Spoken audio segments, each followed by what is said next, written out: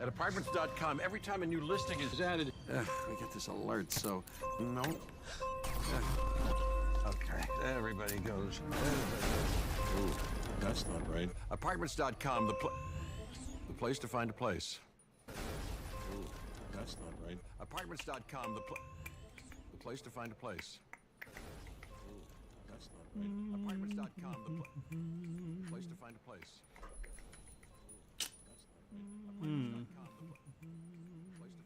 My little screen didn't come up to change the title.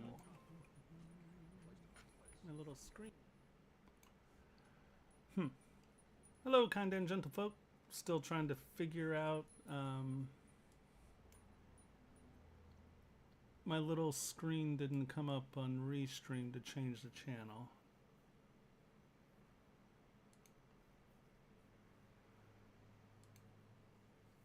All right, give me 1 second here.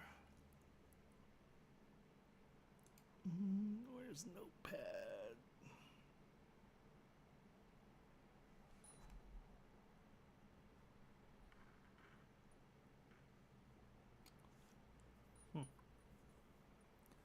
Interesting. Can you all hear me? Hello? Can someone throw something up in chat to make sure that I know that you can hear me? I have good levels here.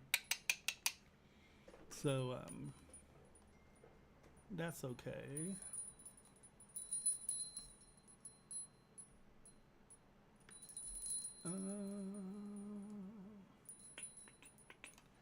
Anyone? Chat? I see 3 people here. Can someone put something up there? Hello, hello, hello? No? Okay.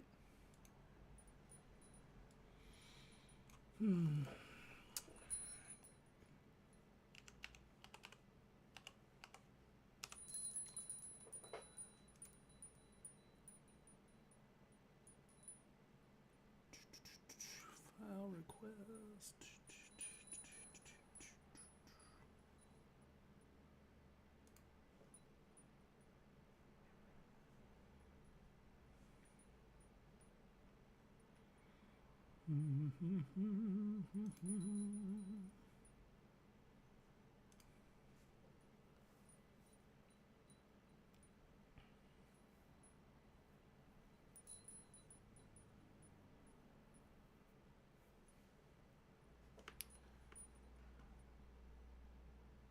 Anyone in chat? Oh, there we go. Hey, hey.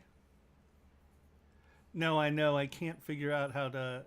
Normally in Restream, the little window comes up to change the title, but for some reason that didn't come up, and I'm not quite sure how to get that channel to show up so I can change the name.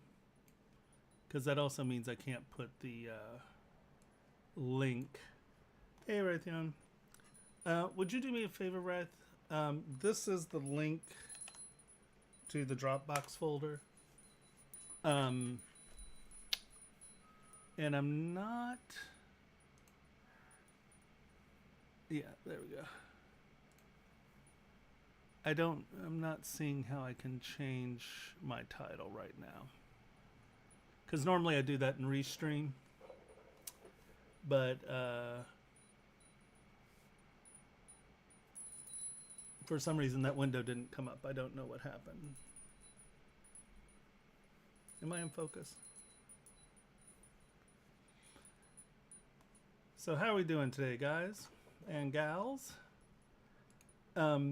That is the link to the Dropbox request folder. If anyone has any models for us to critique, that is where we place them. I am going to see...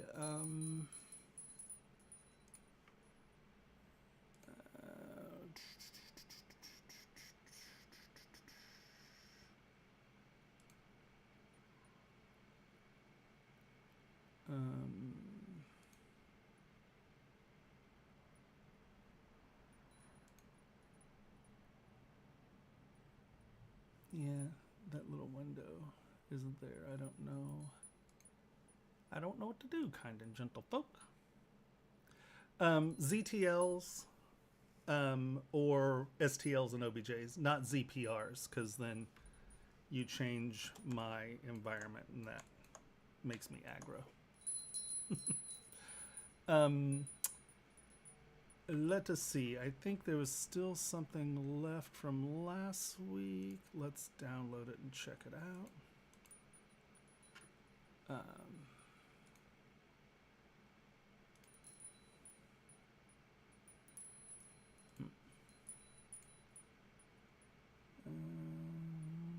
$758. I think we looked at these, but let's download them anyway and take a look.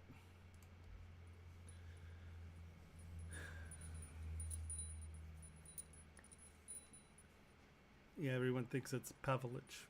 And then they look at me and they're like, we don't even know who you are. Why are we going to stay?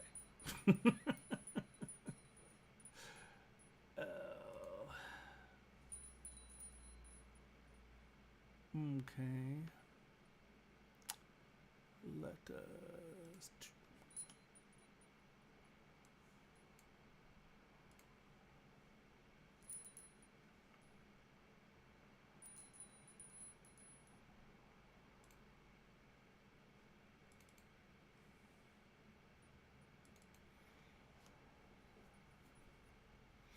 I think we did the Pirate Mage. I believe that was our last. Yes, we had looked at him. And then let's see, what are the next two? My stream keeps freezing? Huh. Hold on, where's OBS? OBS says I'm streaming fine. Everything's green lights.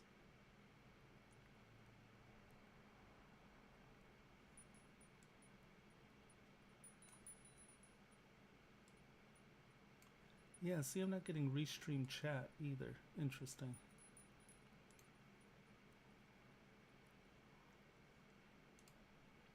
Also, I think next week we figured out how to get the chat in Discord to work. So during the crits, we can actually talk instead of me just talking and yeah. Okay, so let's go here. Import.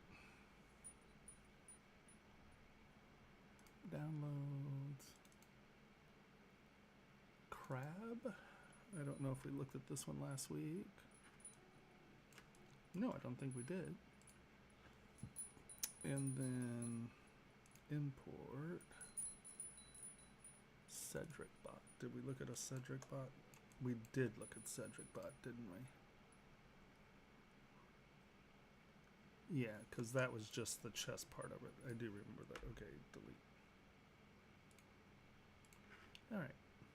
So we have David's crab here.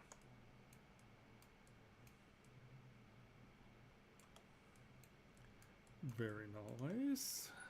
Let's see. All right.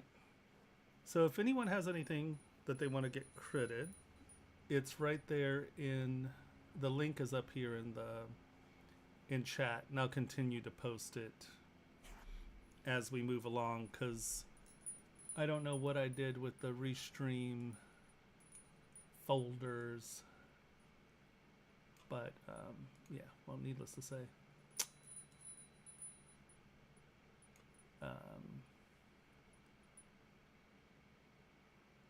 yeah. Kadoki artichoke. Can everyone out there get the link to upgrade or to upload the models for critiquing? And if not, here I will continue to post it every once in a while. Bum, bum, bum, bum, bum. that's the link if someone wants to drop something in for critique. And sorry, I'm not Michael. Yeah. Okay, so let's take a look at this one. So as far as crabs go, I mean, you have your nice shell.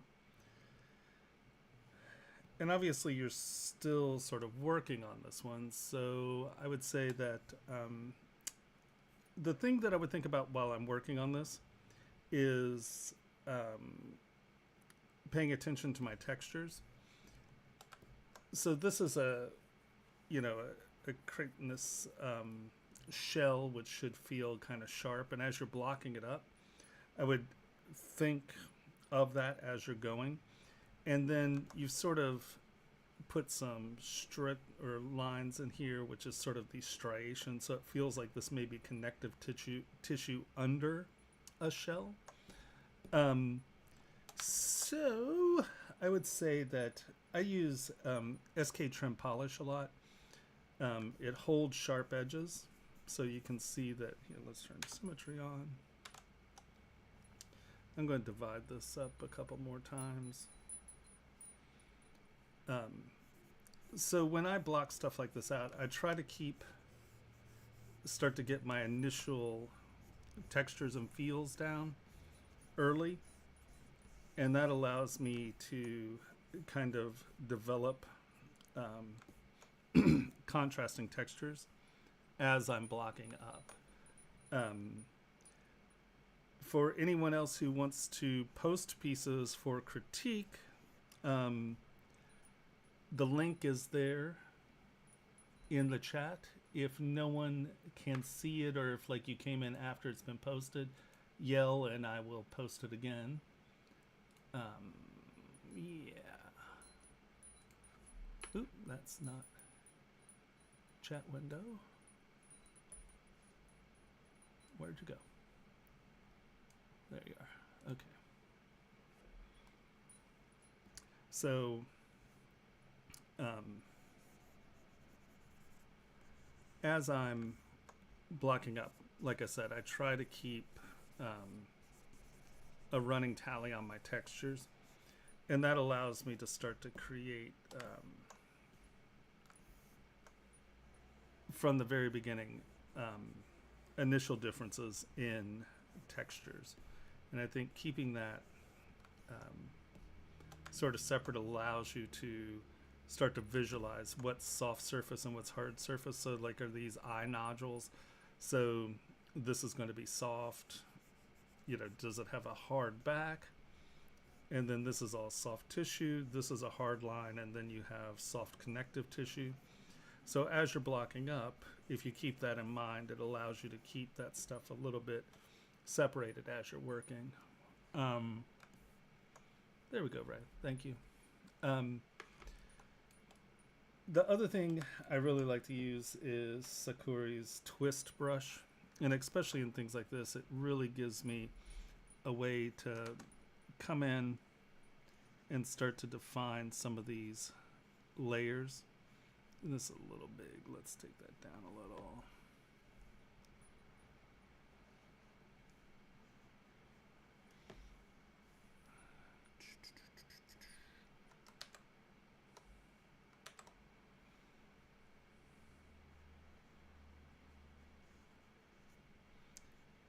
In this way, you can kind of start to build some of that texturing. I tend to use clay fill behind it. And then we're just filling up that little lip so it feels flat. And then using the Alt button to subtract that little hump on the bottom, flatten that out. And you can see you wind up with these nice sharp ledges. I tend to block up with clay tubes instead of round brushes, like stroke and anything that has a round profile. I like the flatter profiles, and the nice thing about clay tubes is that it functions as a layer brush. It has no buildup.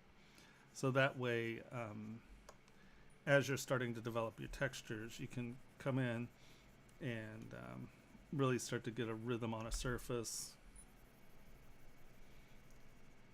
And like for the shell, you know, it allows you to come in, do some quick layering.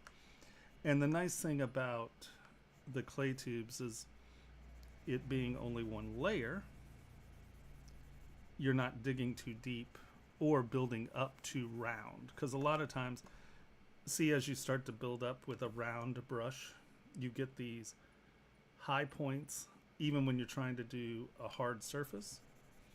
And so the clay tubes allows me to keep that fairly flat, and then you're choosing the parts to make round. Here again, SK Trim Polish works really well. It won't roll over an edge, so you can see how I come up to those sharp points, and it keeps that edge. But like Trim Dynamic rolls over edges. See how it'll crunch that edge down. SK Trim Polish, on the other hand, doesn't roll that over, so it allows you to come in and retain those surfaces. And you can see that you can start to build something that feels a little bit more crateness, where you're dealing with sharp edges and surfaces. So that's just something I'd think about when you're doing your block up, is trying to get and retain the surfaces that you want and are trying to accomplish as hard surfaces by using clay tubes and then SK Trim Polish. And that allows you to not feel soft on the hard stuff. And then, like, if you're coming down in here and you're trying to get something that is, you know, sort of connective tissue or something like that, this is where using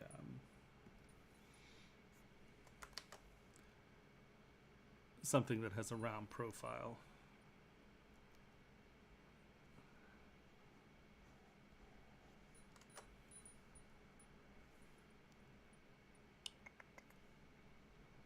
oops. Why is it doing that? It's like I'm getting no... There we go.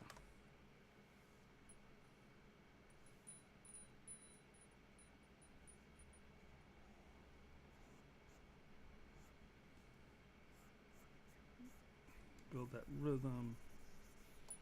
And then I tend to use inflate instead of standard. And I can delineate where my high points are for the organic forms. And then I'm going to come back to clay tubes and define my surfacing. Because I will almost always come in and try to do things as flat planes, because no matter what we're doing, we're dealing with reflective light. And doing it sort of square first allows you to determine where you want your reflections to happen.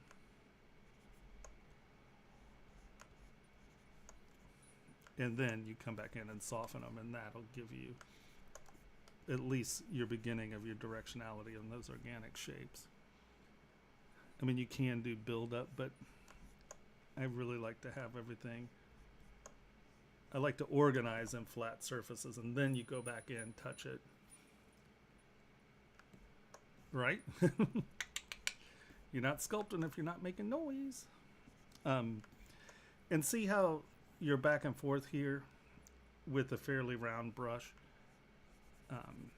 Where if I'm trying to decide that lip, you can see by using a low resolution clay tubes at a high geometry level allows you a little bit more control over your surfaces.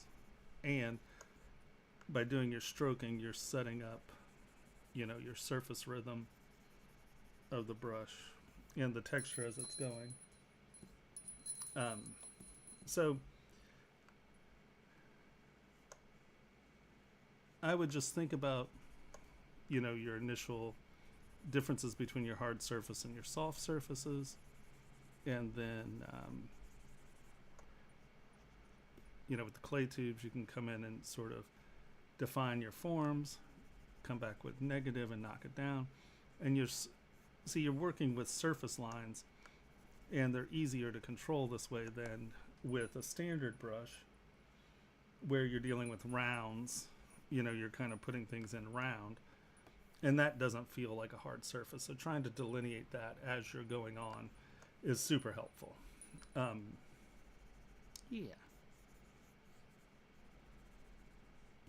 And it allows you to control stuff.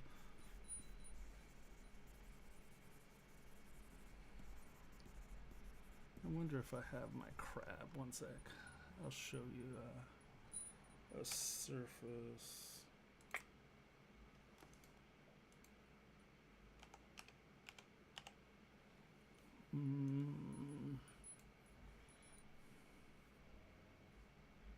Let's look at type.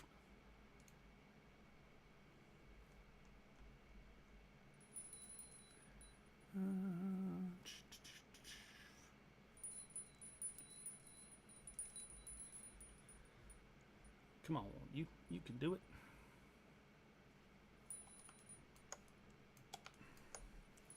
Now this is skull crab. But you can see by just really simply changing your levels and just using a clay tube, it's adding sort of that. Hold on, let me see if I can find this without the skull on it. One sec.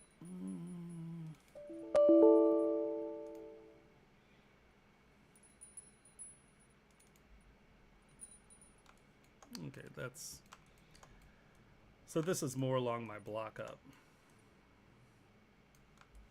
Right, so you can see you're starting to lay in your hard shapes, defining where your surface is. This is slightly more stylized than yours, but you know, it gives you a way of, as you're doing your block ups, to start defining your forms and doing it fairly clearly and cleanly without,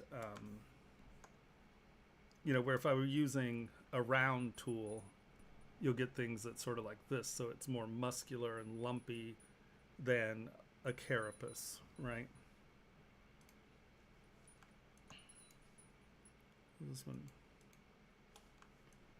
yeah, you can see, yeah, this one doesn't have the skull on it yet, I guess. Right, and so that's sort of that beginning base carapace, defining where the layers are. And you can see using a round brush here, keeping that looking sort of meaty, but using the flat square brush here, you're retaining that sharpness of crab shells. Yeah, crab shell.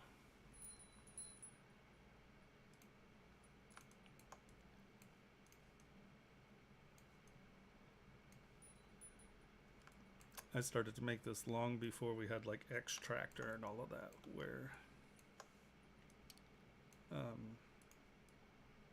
having the control of the textures. Anyway, so I don't know if that helps at all, but I like where you're going at it. I would just say, you know, is this soft here, or is this something like, is this the underbelly shell, or is this soft? And yeah, I think that using a clay tubes and then like the SK trim polish, you can start to define hard carapace versus soft meat. And I just think it's easier to keep track of if you start it this early.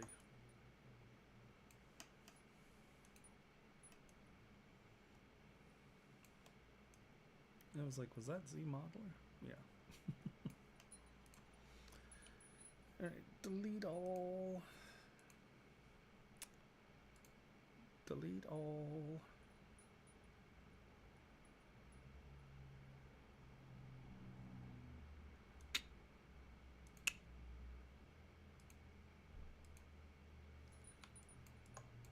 Yeah, it's funny, Wrath, with it showing as Michael, the people who are coming for crits aren't showing up because they don't know I'm out there.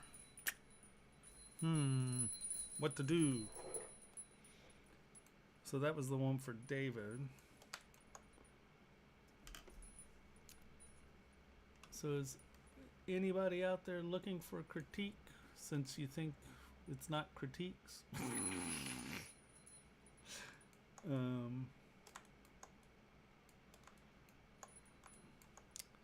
mean, I guess we could just sculpt on something until people come in.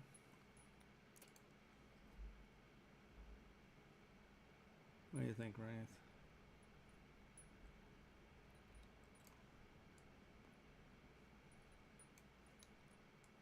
No, I don't know if we want to do Elon Musk chimpanzees.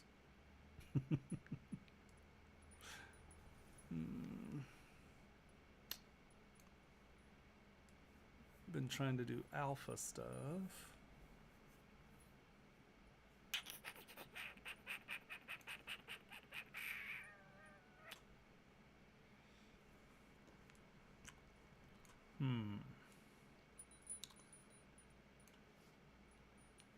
So if anybody wants anything critiqued, there's a link in the chat. Sorry, I don't know how to change the title. My little screen thing didn't come up, so I didn't get to change the title.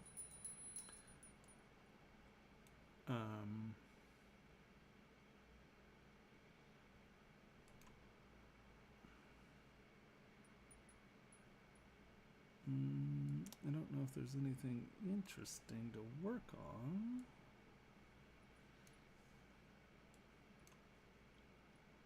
Let's see.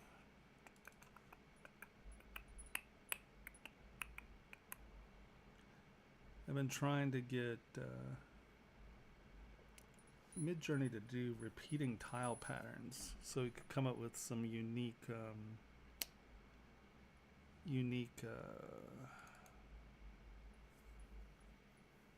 parts. That's been kind of interesting. We're not a very talkative crowd tonight, are we?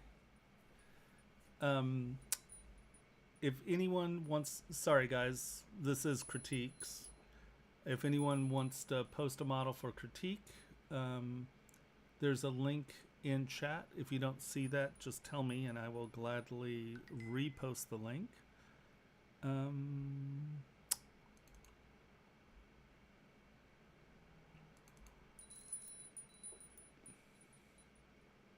Oh no, you're good, man. It doesn't seem like the people for crits aren't showing up because I'm not sending out. Like it just looks like Pavlovich thing. So I don't know. Anybody have any? If we're not doing critiques, anybody have anything that they want to work on, work through, or mess around with in some format or another? Okay, these were all... where is... It's platypus. I'm looking for a specific folder.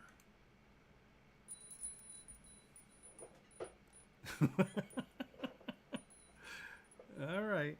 Are we going to do hands? Is that where we're at? Is that what we've come to do hands? You are so funny.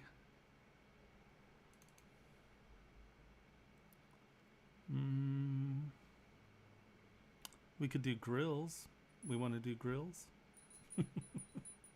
I know, right? And what's so sad is no one knows what it was. I'll keep putting it out there. Anybody who wants critiques, there's a link here. If you post it, we will get to it.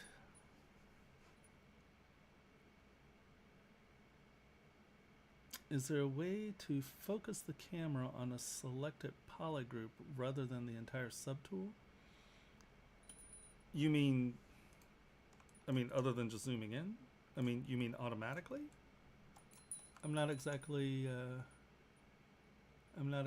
sure what you mean there. Clarify and I will gladly try to answer. We can work on Fricka's grills.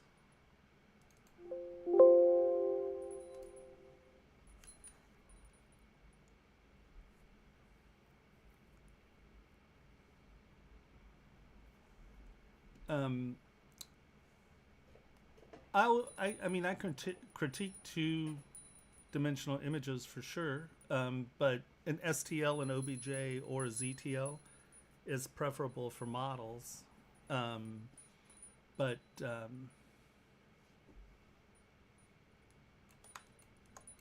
yeah, so if that, see if that answered your question. So like, we're working on here. Hold on, let's get a poly group. One sec.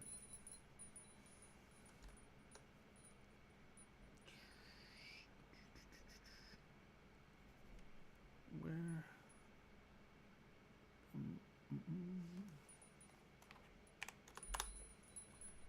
Okay, there we go. So Control W. So that's our poly group. I mean, you can always just select the poly group and hit frame and it'll show up. Is that kind of what you mean?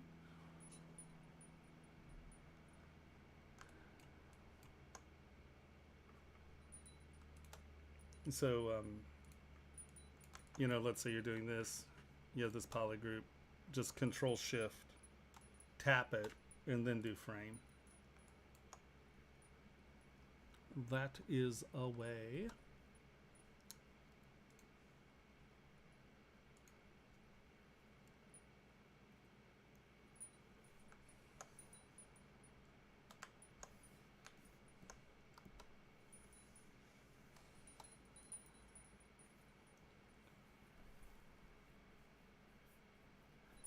Well, I mean, you can always do that, frame, and then just double tap if you want. I'd say that's probably the easiest way to do it. I don't think there's like a zoom on polygroup, but I could be wrong, but that's normally how I would do it.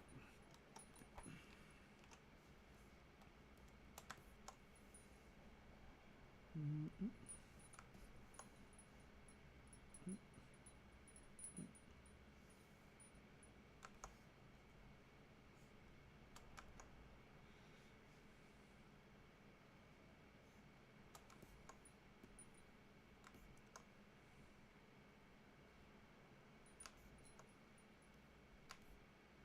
I just think that's probably your most consistent way of going about it. And you're not messing with anything. Tap it, go, you know, tap, tap, tap. And it goes quick once you're used to sort of the rhythm.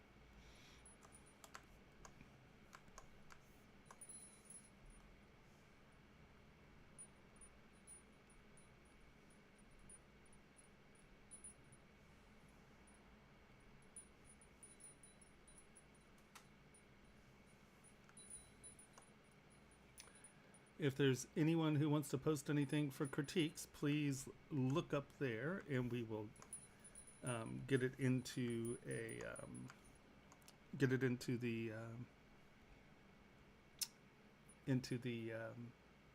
Dropbox, and then we can look at it.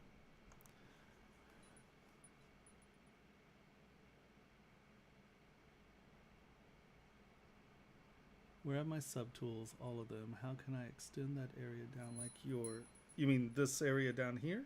Like underneath, or are you talking about over here? Like, are you talking about this window right here? How do you open it up? There's a slider at the top that says visible count, and you just slide it, and that opens that window up. Is that what you're talking about? Yeah. It's just a slider at the top. It says visible count.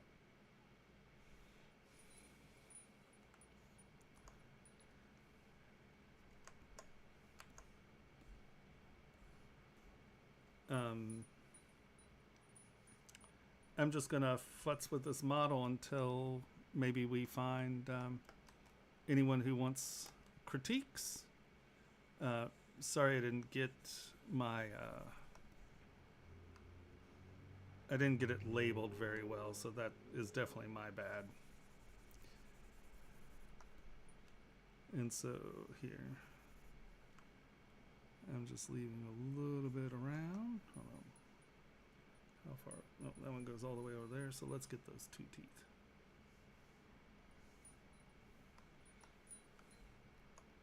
Yeah, of course. I'm glad I could help.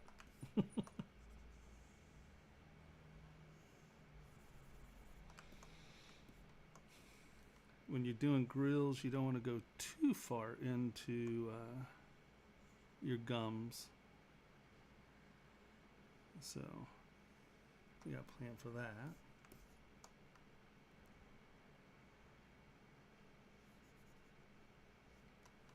But no one thought they were going to learn how to make grills, did they?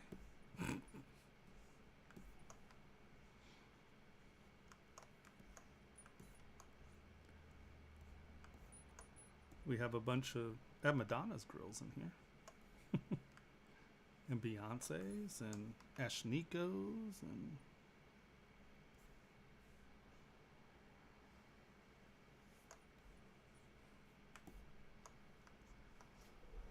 Control W. There we go. If anybody wants critiques, upload them to the box. I promise next week I'll have that window sorted out. I don't know what I did wrong, but for some reason my Restream chat and my Restream naming window didn't come up. Wah.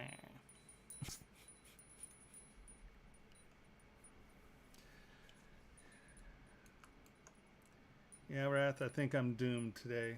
I don't think we're going to get a whole bunch of people wanting critiques. I don't think they even know I'm up here, so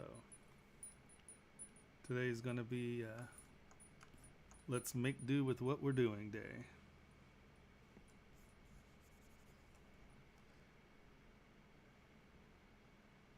How is it that I'm so good about pork and the pooch on this stuff?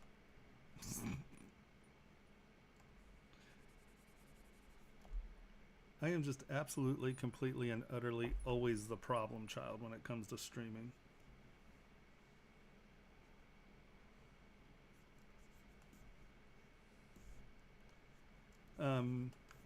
If no one has anything for critiques, feel free to ask any questions. I'll gladly work through any issues anyone has.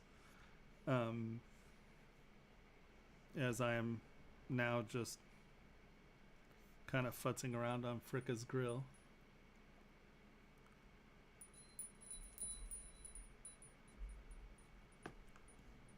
Well, you know that doesn't matter.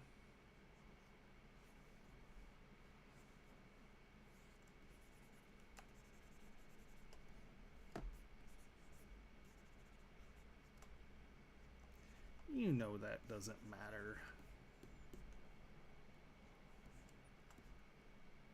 I'm just so horribly judgmental. I'll say nasty things about it. I normally have my class, I do office hours on Sunday, and my business partner, I normally go at around 11 is when I start. It was like almost noon, and my business partner calls me and says, "Oh, so you didn't realize it was Easter, did you?" I was like, "Oh, no." So I was just sitting there. No one was coming. I had no idea. I was like, "Oh, none of my students like me. What happened?" Easter. Yeah, Easter. I missed the call on that one.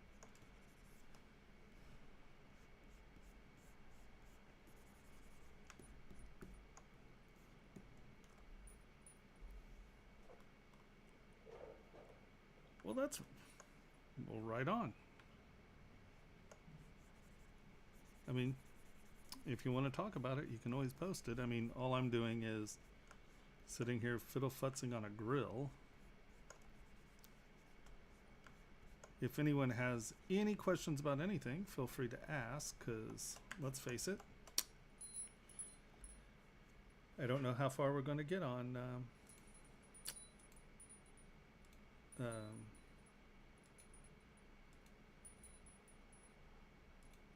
well, anything.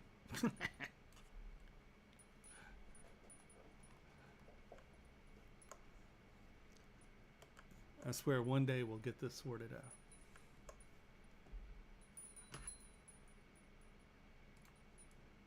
One day I will stream without there being grief. I know I've been promising that for about 8 years, so maybe even longer. It's been a while.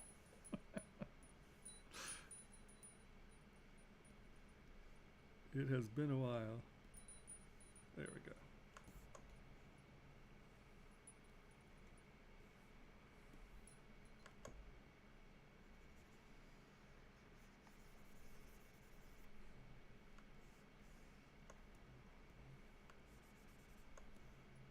Am I blowing through this a little bit?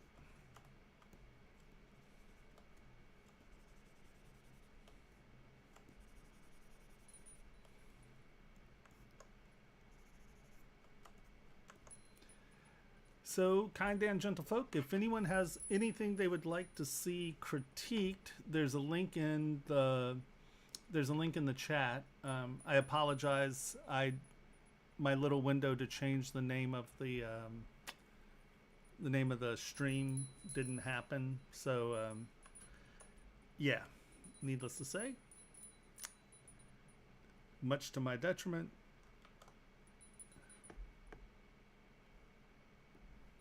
it's not in the title. So I apologize for that, guys and gals.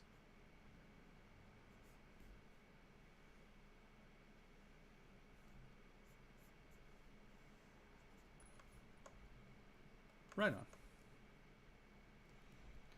And do not hesitate, anyone, please.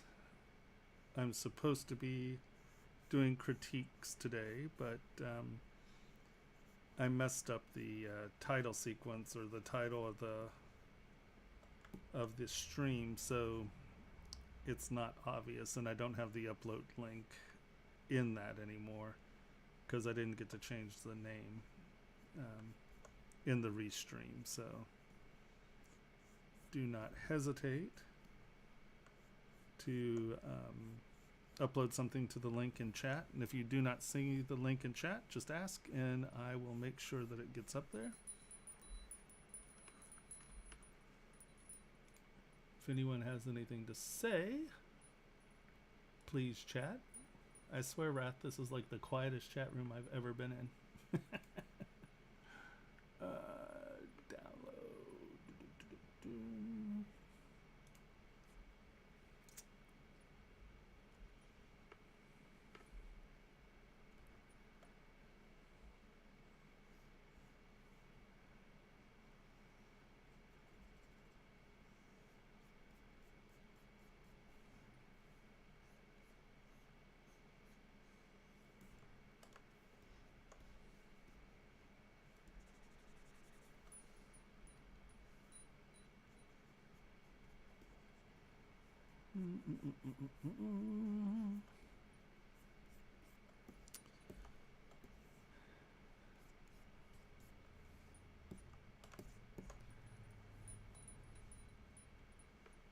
It's not even got subdivisions. See how you are, man? No. All right. Let us go to downloads. Where's my Windows?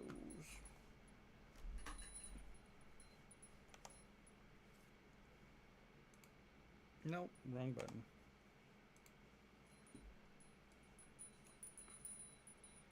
Boop.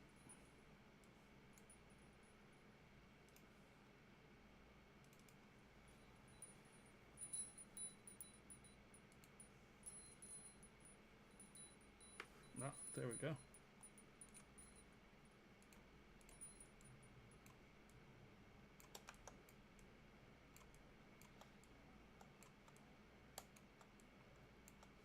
Was that sitting on something?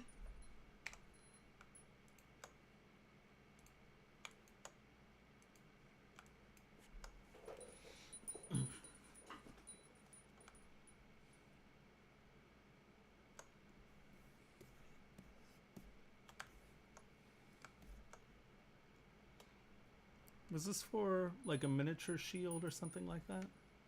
What was this for?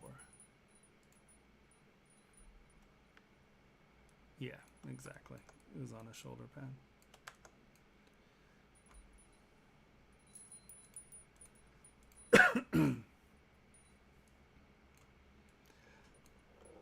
when it's supposed to have that rustic armor look. So I think you're doing okay here.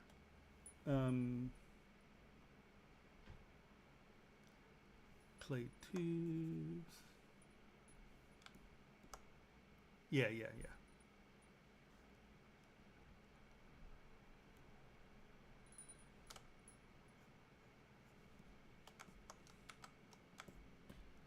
I'm just going to mirror this real quick. Just so we sculpt on a little.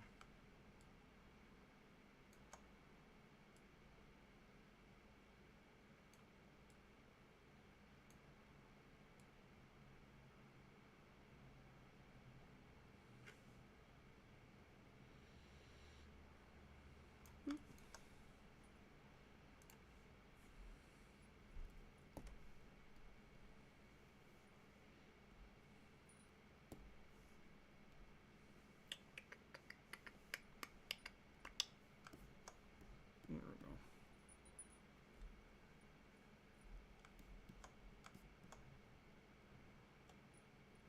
Well, I think, once again, here we go. Now you're going to get the lecture about clay tubes now, aren't you? A lot of that is just tool selection. Because if instead of... And also having subdivision levels, because, you know, you can lower your res, smooth the stuff out, get the lumps out at the low res.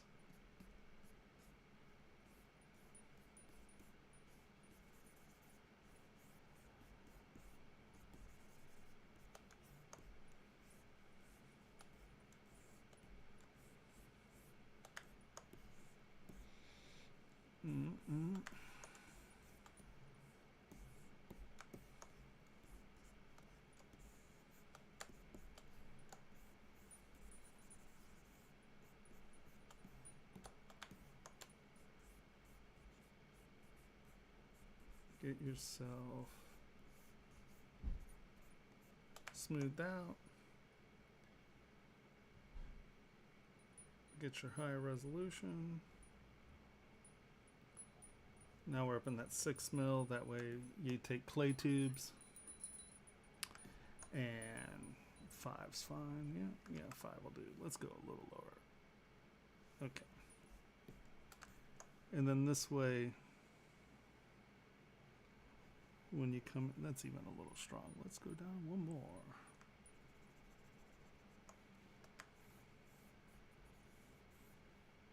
You know, get your surfaces looking cut.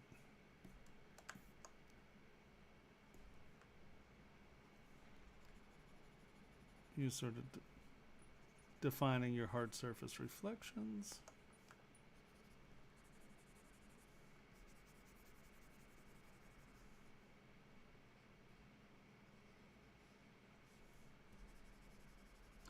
For anyone out there that would like something critiqued, just put your models in and we will gladly do it. I know that we didn't go out there with my name on the stream, so most of the critique people don't know we're out here. But that's okay. We'll fiddle futz around. Answer some questions.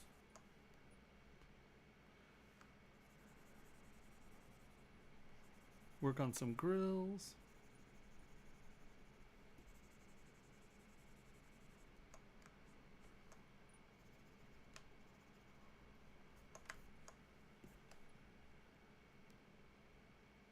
But you can see with clay tubes, you have a lot more control over where your surfaces are. And it keeps it from getting that bubblegum, lumpy meat sort of feeling. And especially if you're doing something miniature scale, you really want to control where these ridges are, because that's what keeps it looking sharp. Because if it just gets lumpy, it just gets confusing, and you don't have very good reflective planes.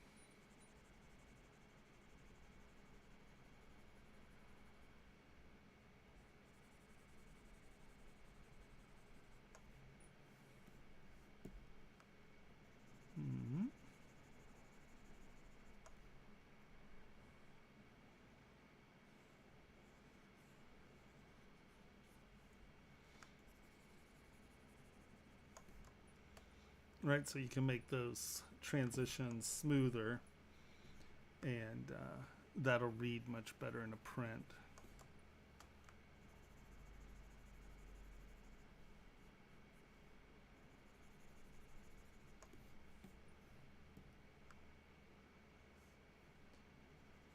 And this just being your first round, make sure everything's sort of where you want it. And then you can come back in and knock your edges off and soften it up if you want, or crisp it up if you want. But doing that first pass where you're deciding and defining the angles of your reflective surfaces, I think helps dramatically, especially if you are printing at a small scale.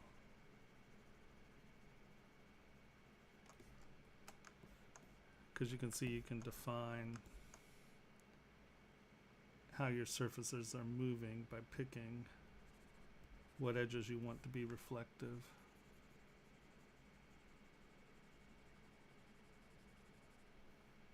And that'll give a much nicer reflection story. Right?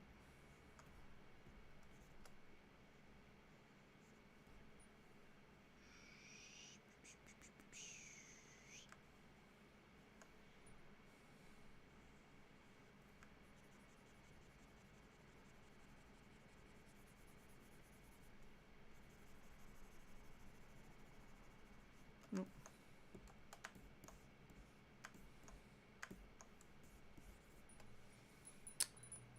Bum, ba, da, da, da, da, da, ba, da.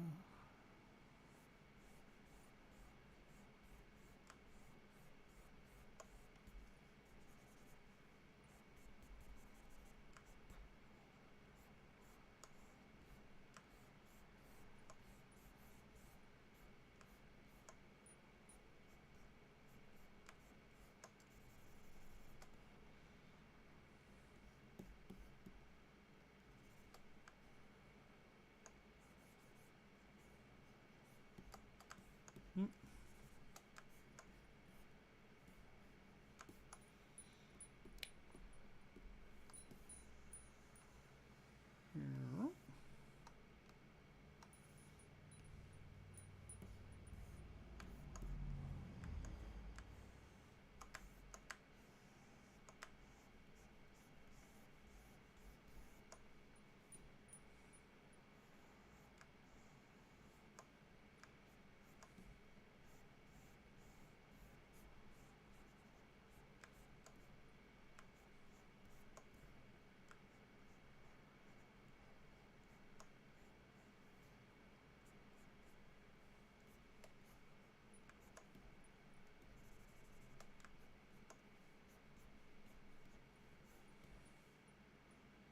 Mhm.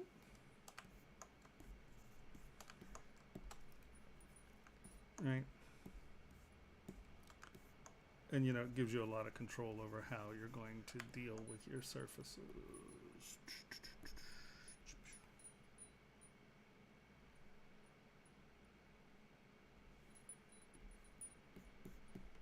And if you just keep thinking about how do you want your life light to reflect as you're working.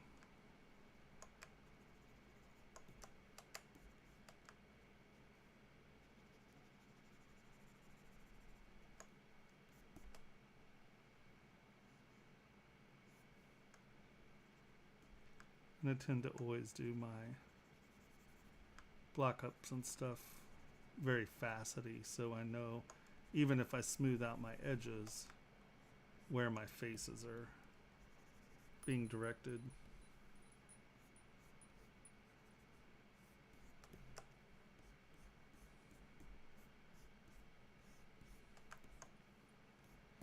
Because you can always come back in and soften things up.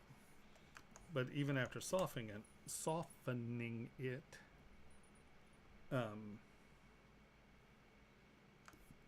it's still retaining those reflective planes.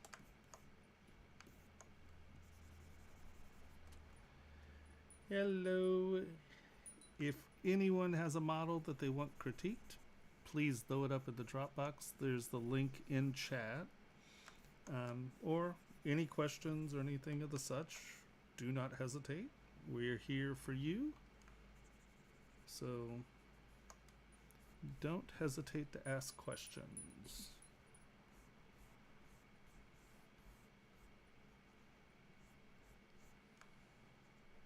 I will say though, if it's a question about UVs, you're probably going to be disappointed, because every time I try to deal with UVs, I'm disappointed.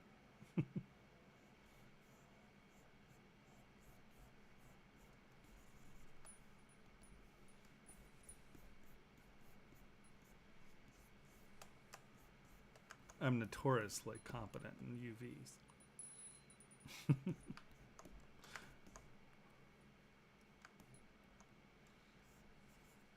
And so even if you don't want those hard lines, right, you're just lowering down.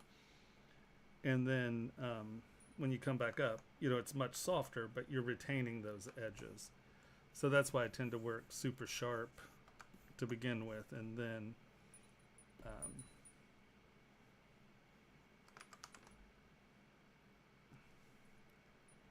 and remember, the higher the resolution or the higher the geometry, the less Z intensity you need to lay lines down.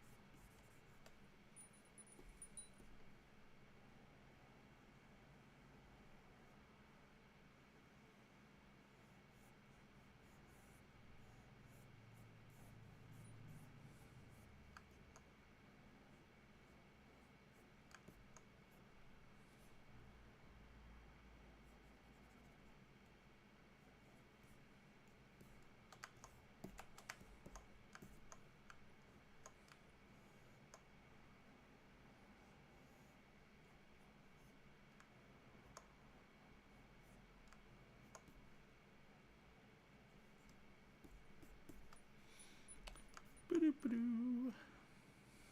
Swoop.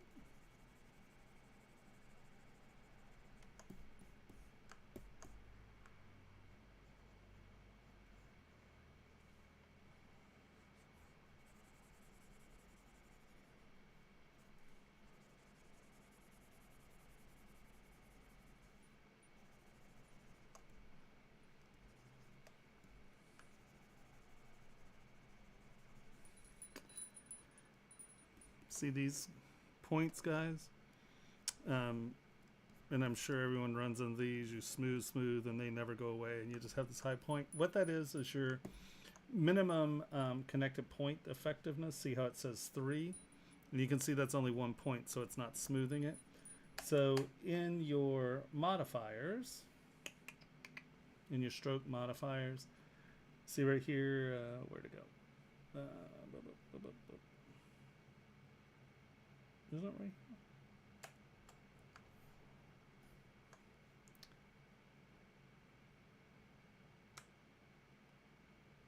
Yeah, brush modifiers, minimum connected points. Slide that down to 1. Where is it right here? Modifiers.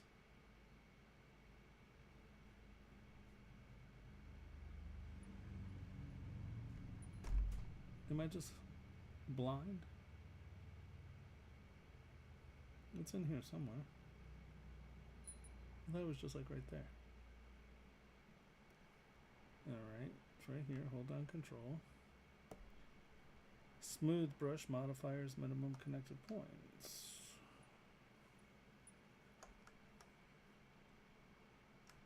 Oh. Smooth brush brush. Oh, smooth brush modifiers. Sorry. Yeah. I've had it pulled out for so long I don't know where anything is. But minimum connected points right here. Make sure that that's on 1. And then you can see all those weird little points that you struggle to smooth. Boop. Where is that point? It's way up here somewhere, isn't it? Well, now you do have to find the point. Hold on, we're gonna go move. Actually, let's undo this.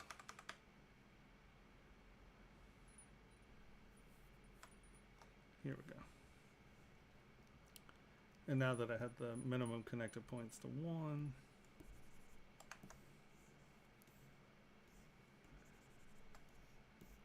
or is that just a bad remesh?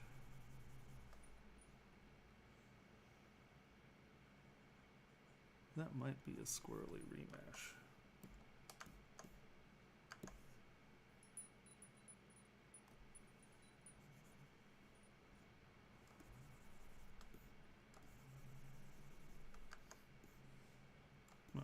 I got it. Okay. But yeah, minimum connected points 1. All right, guys. Anybody needs? Sorry, I couldn't change the name of the stream, but if you look in chat, there is a Dropbox link. If you upload a model, then I will gladly critique your models. Normally, it's in the title, but I couldn't change the title because my little window didn't come up in Restream, so my bad. Or if anyone has any questions, please ask, and I am here to answer your questions and to critique your parts and the such. Yeah, so do not hesitate to ask questions or anything like that, since everyone's being very, very quiet except for Wrath. Oh, see, I'm not getting the Restream YouTubes.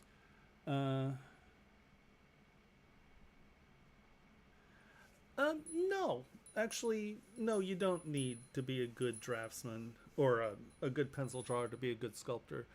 I think that doing life drawing, though, like taking life drawing classes is super helpful, because what life drawing and what drawing in general can do for you is it allows you to look at something and then break it down into basic parts, circle, square, box, you know, and when you can start to see objects in the breakdown of their three-dimensional forms, I think that that helps. But I would say if you don't want to be like an animator or something like that, where you're doing a lot of drawing, but you really want to sculpt, I would say taking life drawing classes is actually very beneficial, though. And that's not about being good at drawing. That's about learning to quickly identify base forms that make up the objects you're looking at. Because most life drawing classes, you're doing a really short drawing. So the whole point is to get in the habit of being able to identify those basic forms fast. Hold on, I guess I can go to YouTube. Give me 1 sec. I'll open YouTube too so I can see that chat. YouTube. Pixelogic, where are you?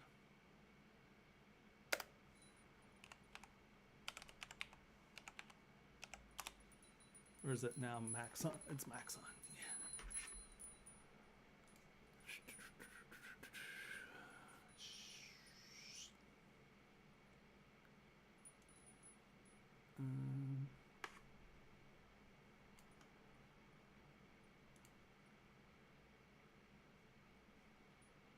Oh, let's see. Here we go. Everyone's really Oh.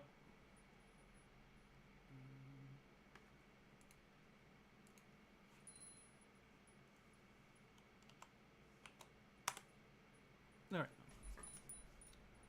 Hi, guys. Everyone's really Wow, there's a lot going on over here. People are actually talking.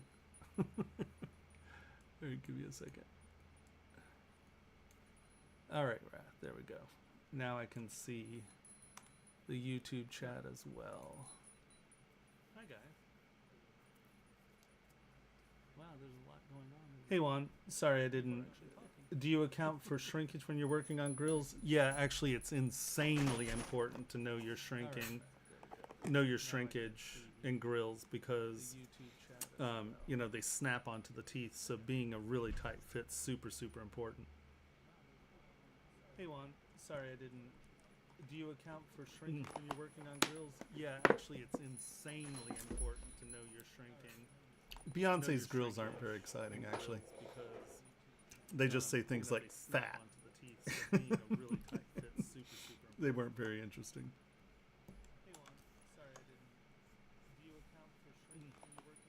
All right. Oh, Beyonce's grills aren't very exciting, actually. They just, there we go. Is that better? Everyone good?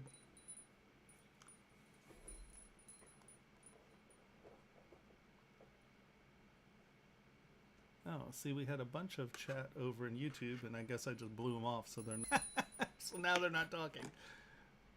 Hi, Vincent.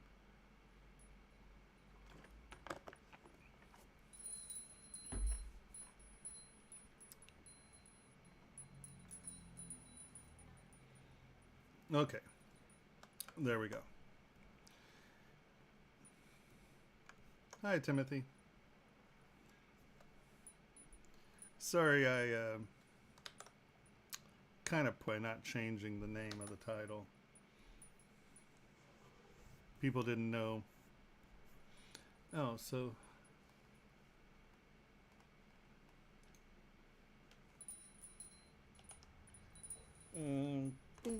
that's the link to Dropbox in case anybody wants if anyone wants to upload a model to Dropbox for a critique.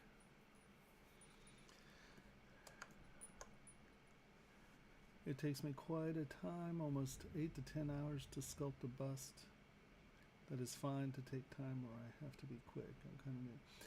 Honestly, it depends on what you're looking for. I mean, it's perfectly fine to, I mean, honestly, I can spend weeks on a model. You know, if I'm just piddling around with it. If you're trying to get studio work, yeah, you need to be pretty quick. But that just comes with confidence. I mean, just work. It's just man hours. 99% of it is man hours. Just getting used to your interface, getting used to identifying form, you know. So it's just training your eye and then training your hand to replicate actually what your eye sees, and then just being comfortable enough to take on anything that did that link show up in YouTube?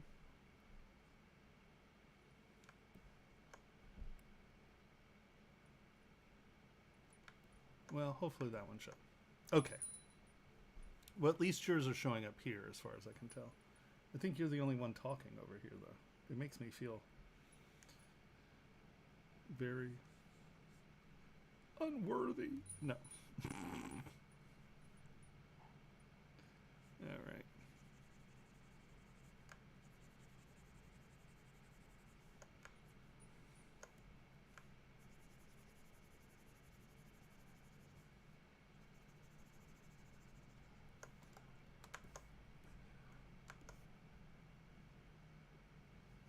So download your clay tubes and use your clay tubes, Wrath.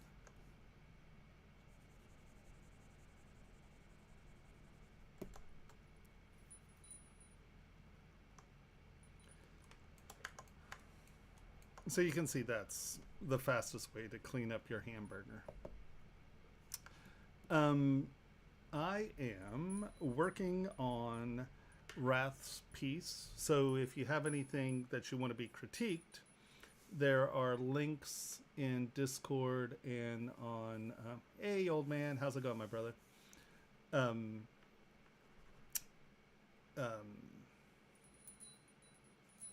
Twitch or Discord, there's a link, and then you can upload a model and we'll critique it. Normally it's in my title name, but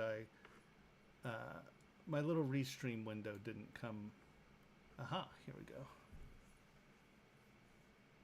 Look at that. Now we have pieces coming in. All right, let me download these. All right. Yep, we're downloading them as we speak. Boop.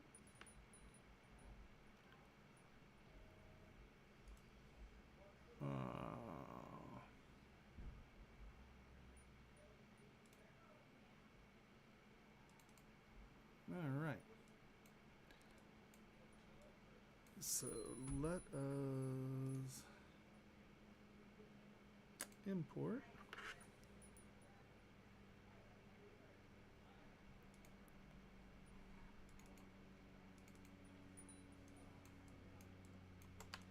There's that.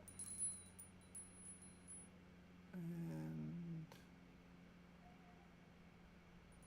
Asim, did you, is there a sculpt in there, or is it just the images?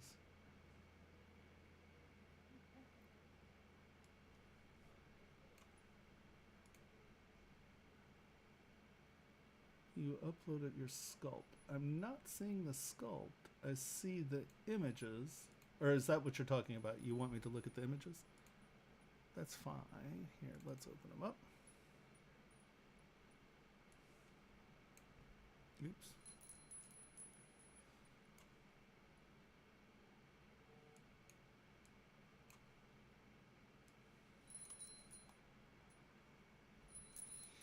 Mm-hmm. All right.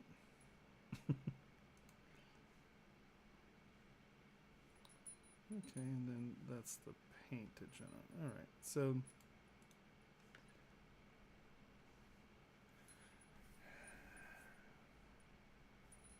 it looks like the tip of the head seems to be a little wider than your sketch.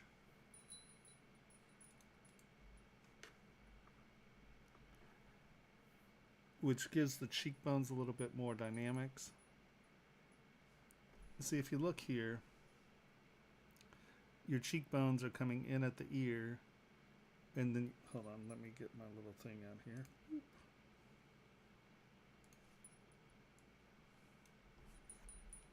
So if we go back to your drawing,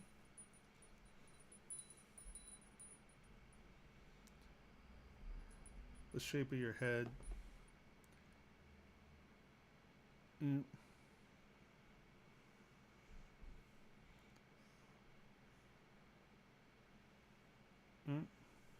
right? And then if we go to your sculpt, you see how it's a bit more square. You're not quite getting as dramatic a curve. Malbear white. Ah.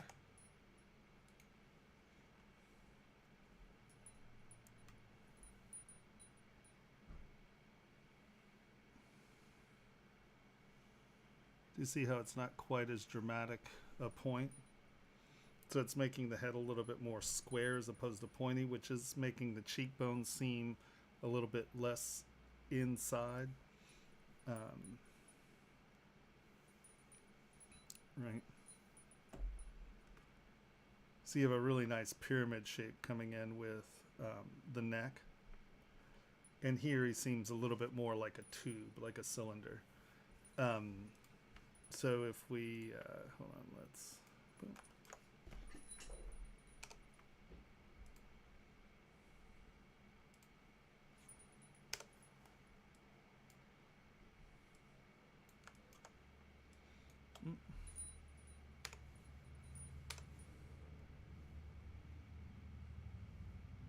Stop it.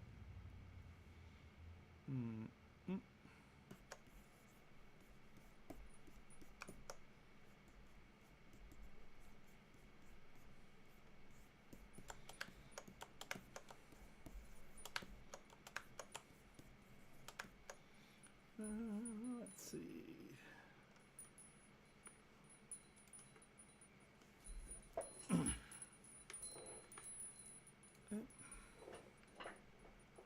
Of course, Fred. No problem at all. Thank you for your patience and being there. So let's do this. Boom, boom. Let me make this bigger.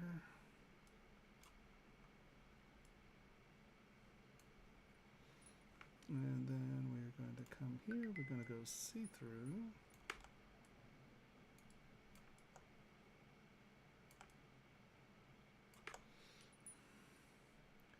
And now I'm going to go move elastic, infinite Z.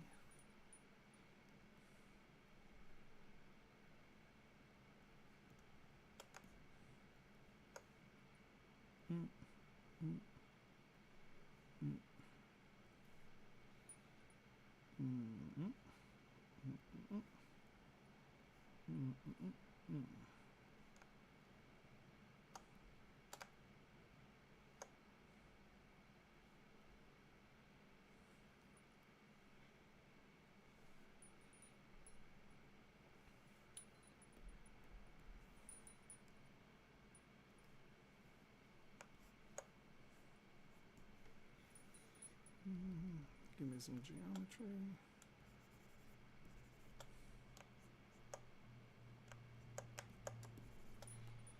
Yeah, it's way too high.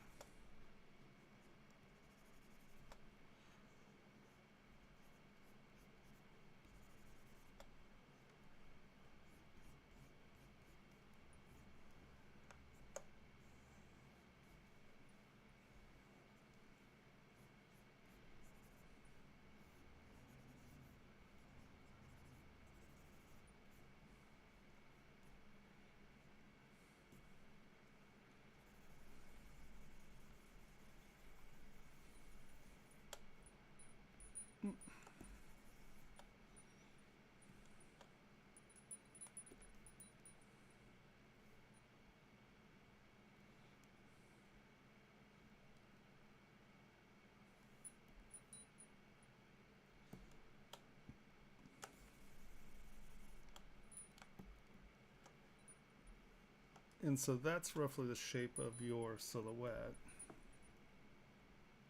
Right. Now,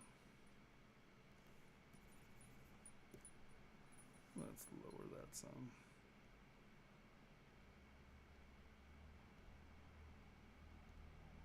No. Wrong button.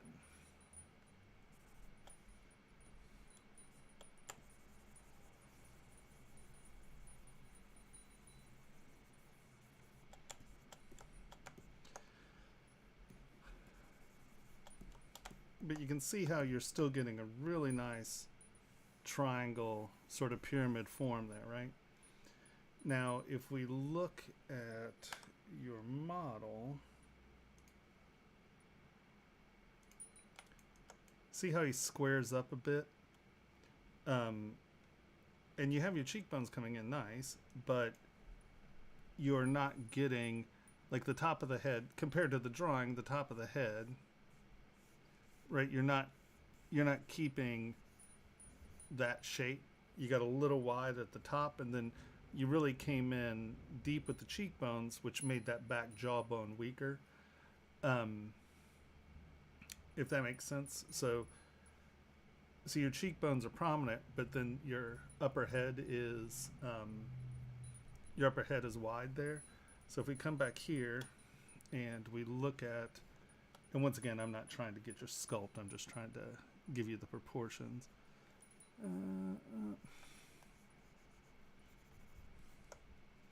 You have your brow, you know, your cheekbones are there, but your jawbone is still pretty prominent there, and it comes behind the cheekbone, so you can get that cheekbone to feel cut in and gone without changing the angle of the head, right? So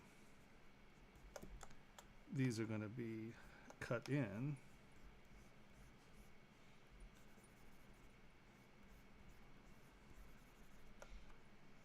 That's still going to be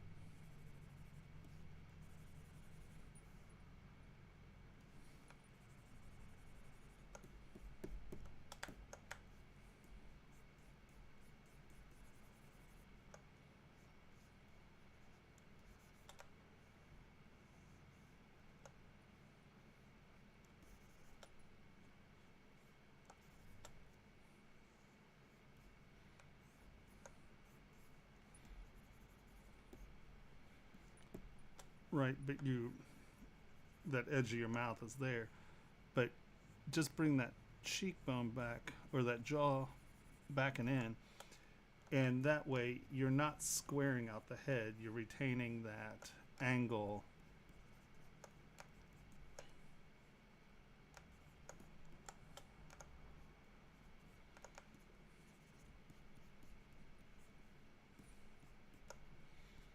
And then don't get too big up here.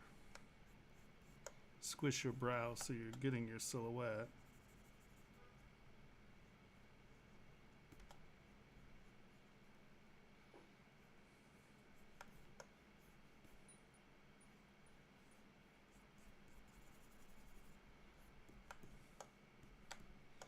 But you see how by keeping this thin up here and not digging it all the way into the silhouette, right, we're maintaining that jawline, the strength of that jawline, by having it continue up behind the cheekbone. So you keep that pyramid shape without losing the cut in of your cheeks.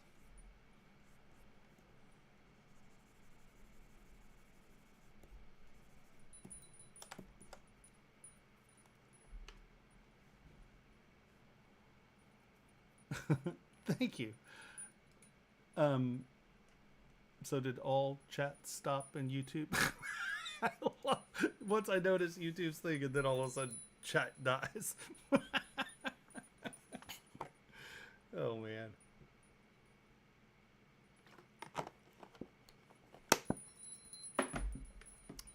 I'm blowing that out pretty dramatically, but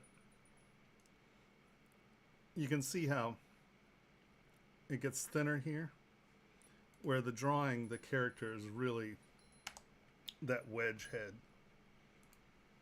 right? And it works with the drawing because the neck, you can see it's just sort of a point, right? You don't really lose that motion. I think here it just dents in around the face a little to keep that consistent. I just feel like we're losing something right here, like we're digging in a little too much there, and then the top of the head's just a little bit too fat, so you're losing that silhouette.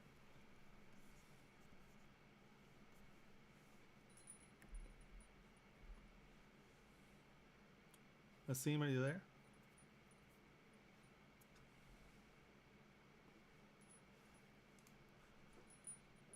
I know, but no one's talking. I feel like, wow, I can't remember the days when I would just sit there and talk for 8 hours and no one would respond.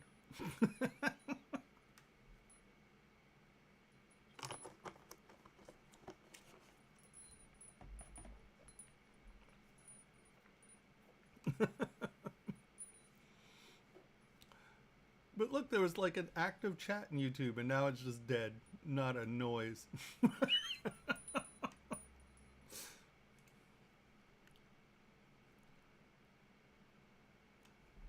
I thought we lost a sim. Alright, well, I mean, hopefully that helps something. What's that? Oh yeah, of course. Go ahead. Yeah, no problem at all.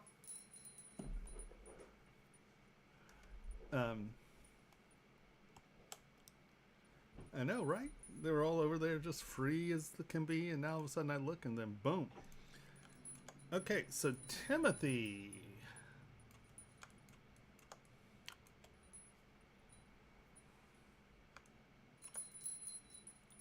Timothy Bolden.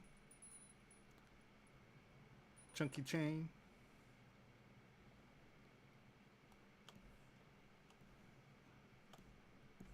So it's going to hang at a...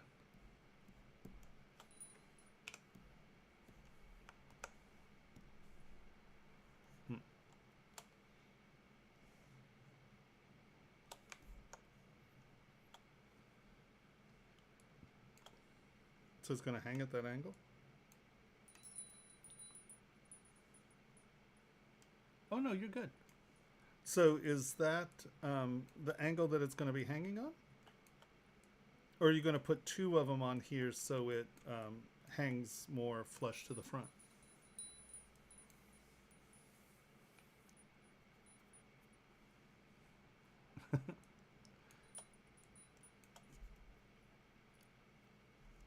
Okay, so it is going to hang at that angle. The skull's really nice, actually. Your texturing is really good. And,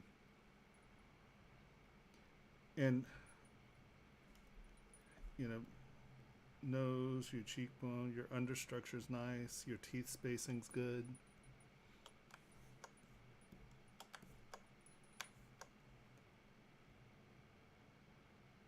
I love the jug handle, it's fun. And actually, you integrated it really well with the skull, the cranial. What are these called? It's not a cranial crest. I can't remember. My anatomy's so gone.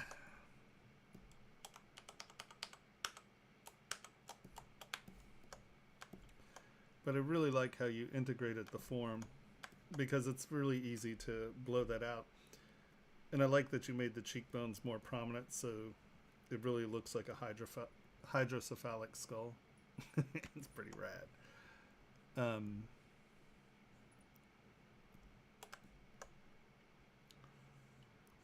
Be careful with the holes here.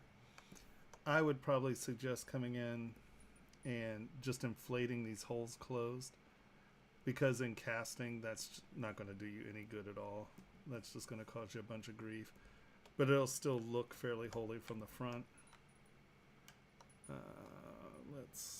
I'm going to dynamesh you here.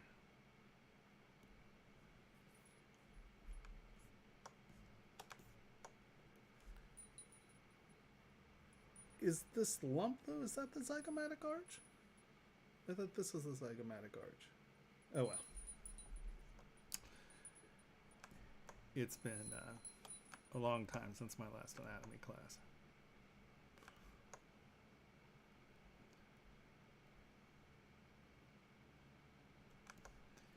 But yeah, just come in and make sure that these close up, because these will cause you much grief in casting.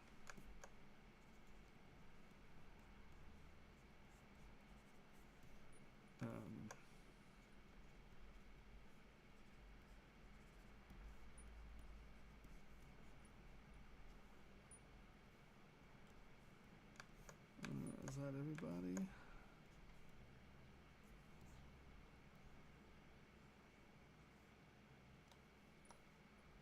Yeah, there's another one.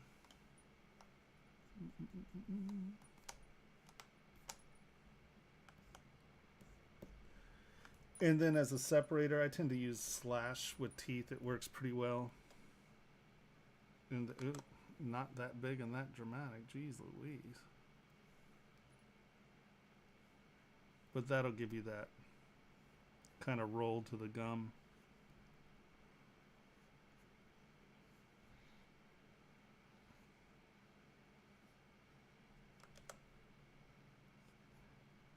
And then to avoid cutting in, so you're separating your teeth out, you're not getting a good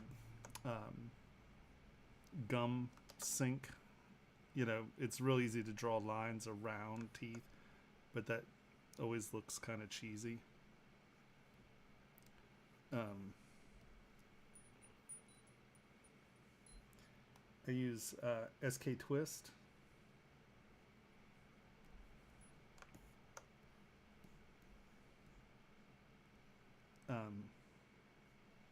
And the nice thing about SK Twist is it really gives you that roll under. Hold on, that's a little too dramatic.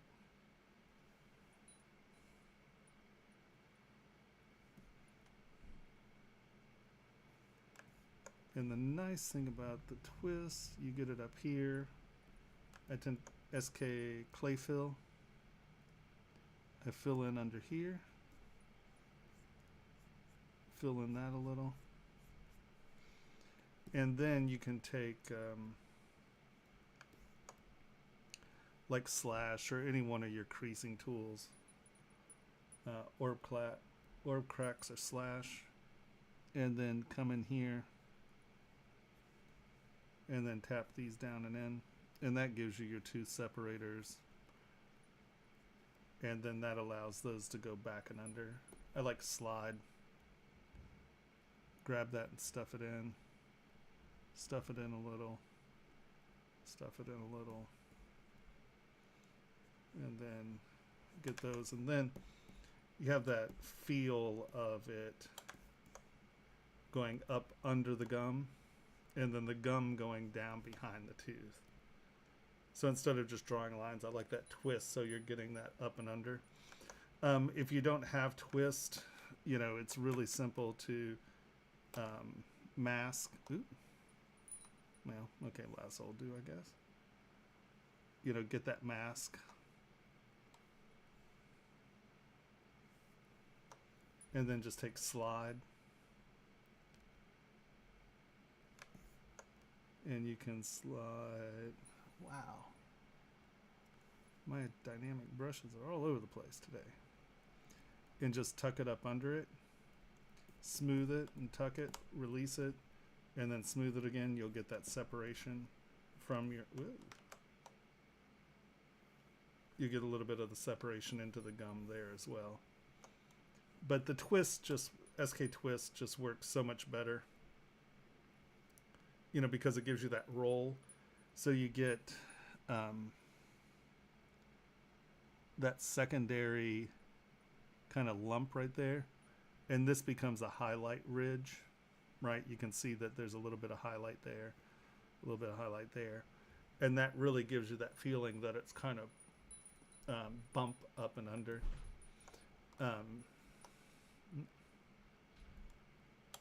Right, because...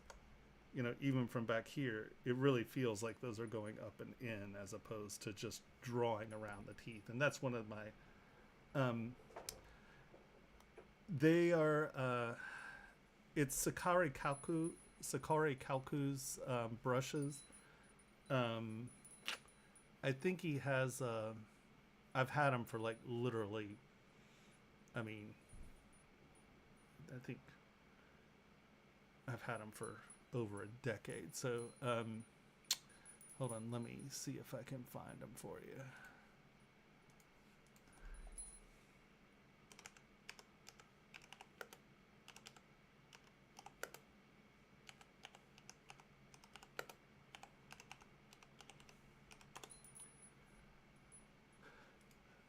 Sakaki Karu SK Pack 2022 Gumroad. Here you go.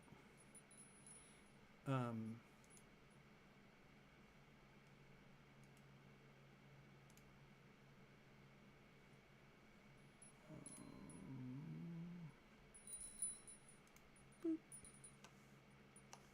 Oh, you posted them on the Twitch link. Okay, hold on one second. Oh, he's on ArtStation now. Okay, good. I'm sending them all the way back to that Gumroad. There you go. That's Sakaki's. And he streams on Fridays usually. He's awesome. He's one of my favorite people in the world. I love the man. And he's super talented. Hold on. ZBrush live calendar.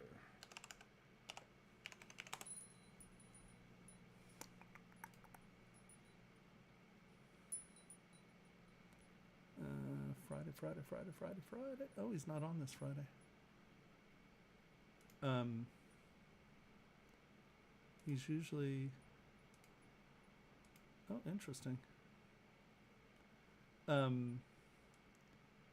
Normally he's on the Friday slot, and I don't know if he just hasn't signed up this month yet, or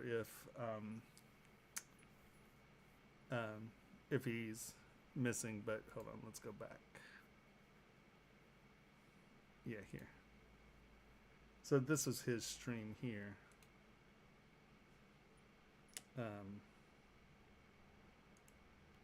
Copy link.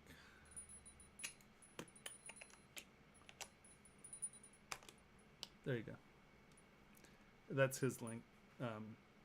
He does fabulous work, though. And he's genuinely one of the nicest people on the planet. He's awesome. Yeah, his book is not in English. That's true. But, I mean, let's face it. You can kind of follow along with what's going on. And now with AI, just take pictures of the pages and translate it. And you can translate your own. Because now ChatGPT will do that for you.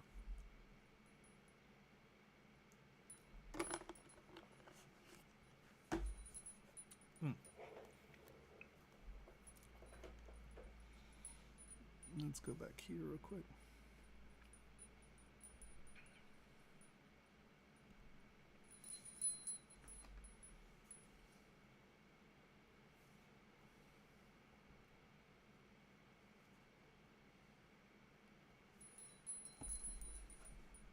Whoa.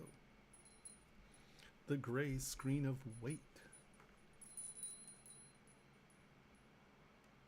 Yeah, now, I mean, you could take basically any digital copy of any book and throw it into, I think they said Claude does good translations as well. And Claude's free. Yeah, and they're a fabulous set of brushes. Whoa, what just happened? Oh, I see. We went back too far. That's what we did. Let's make you the history state. Let's come back to you. Come on. You can do it. Maybe I'll do that for him.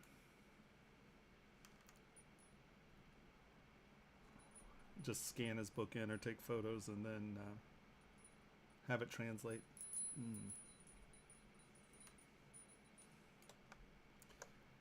And now that I've divided this up a little, take our history brush,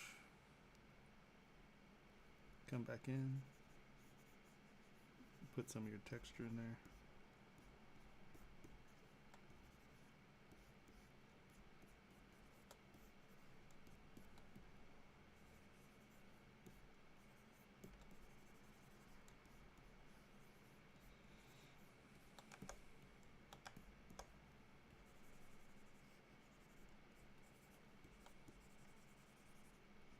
I love my history brush.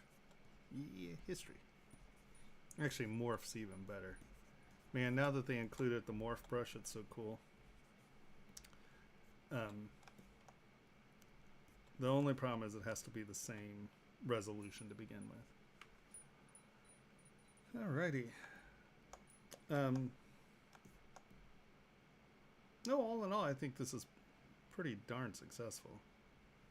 I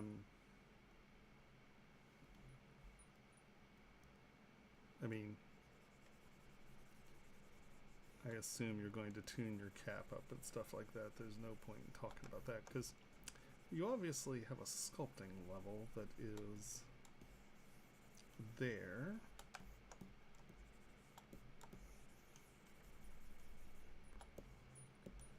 That's a lot of fun.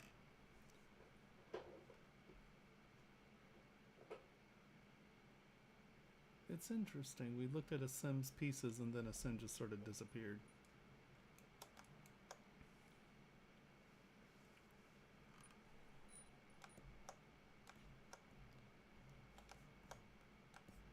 And if this is supposed to be an adult skull, remember your teeth are a little longer than this. This makes it look like a baby skull.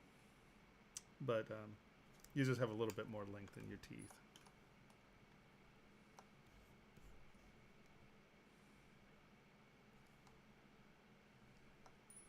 See, hold on. I have adult teeth here. Here.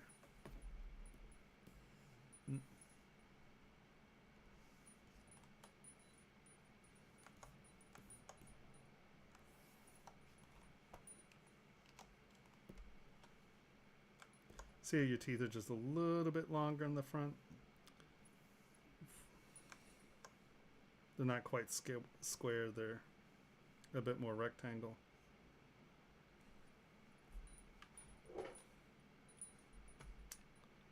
Dun, dun, dun, dun, dun. Dun, dun, dun, dun, dun.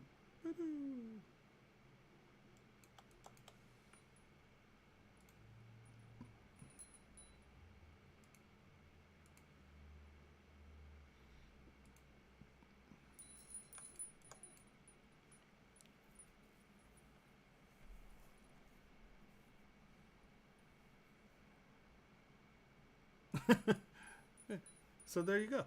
He has baby teeth, so that makes sense. And you're like, and they're all perfectly flat. That's hysterical. Are you going to turn it into a pendant?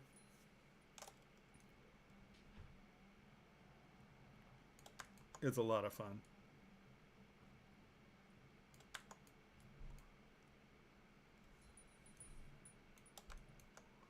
Yeah, that's my friend's teeth.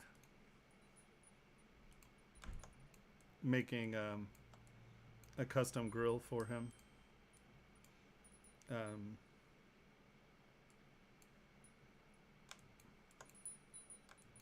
Oh, yeah, that's awesome. The keychain. Who's walking around out there?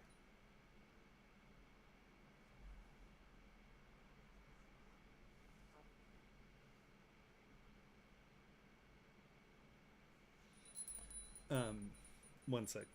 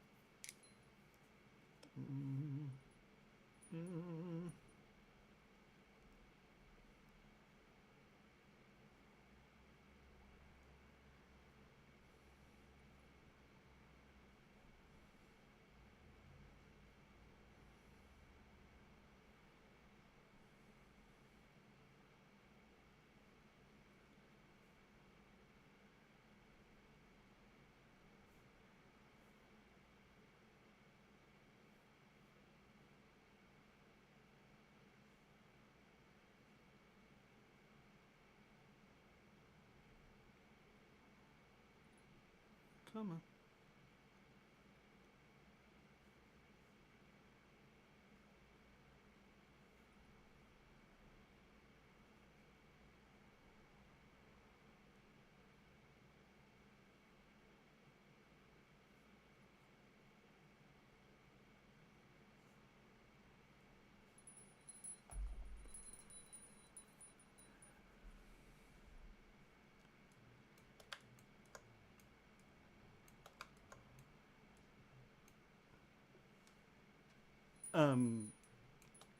We took the scan. We have a dental scanner. So we took the scan of his teeth. Was that JG on the bottom?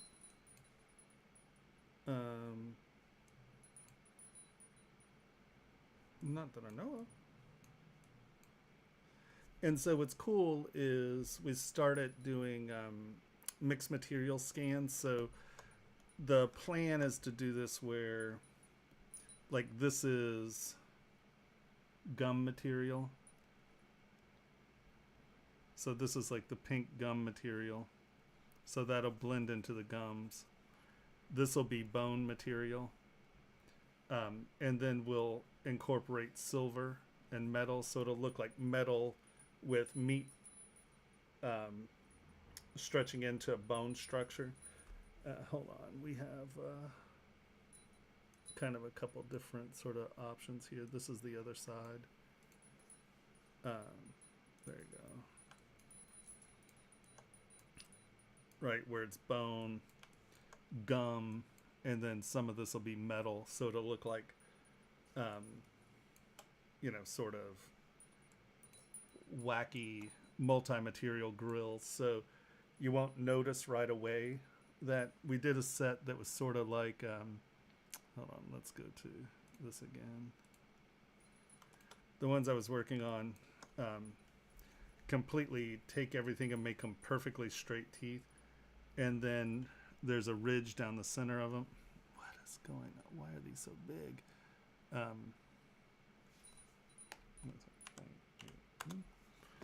So let's take this tooth, for example. So we'll do a grill on it, and it'll look like out of tooth material, and it'll look like a perfectly clean tooth.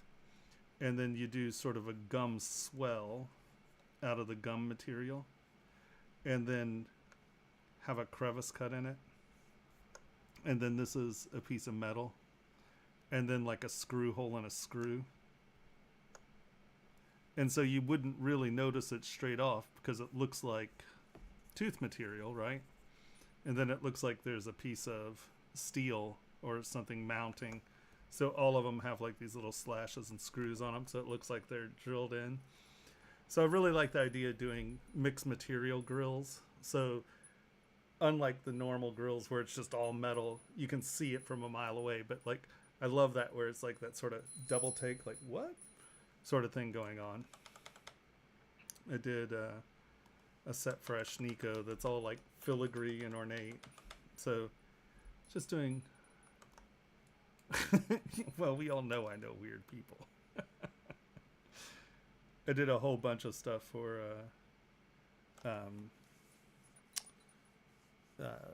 Little Nas X and stuff like that. So I just kind of pushing the boundaries of where some of this is going. You know, keep it interesting. All right. Does anybody else have anything? Oh, wait. Do we have things that are uploaded? Let's see. Here we go. Assume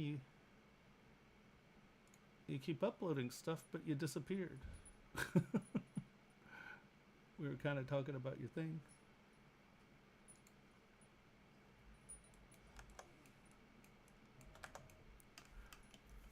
Yeah, so it's a lot of fun.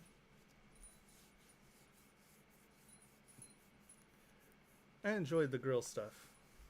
I like because, you know, let's face it, most of the grills are really unoriginal. It's just metal and like, oh, look, it has stone in it and metal. So turning them into the sculptural objects are kind of fun. I enjoy that.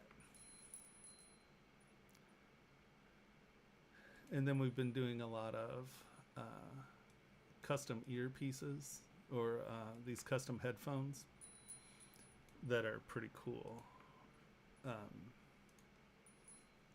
Hey, Wrath.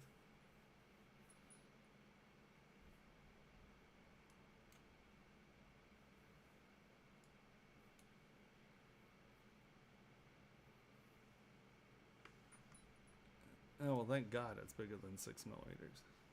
I make more 6 millimeter things right now. It makes me nuts. What I'm making now is like so hysterical. People just laugh at me. They're like, "What are you doing?" I'm like, "Hey, it's a job."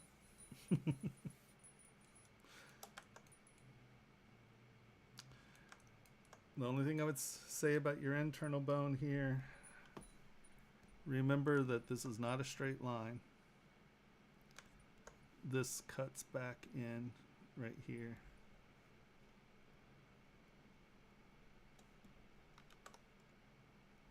It sort of does that.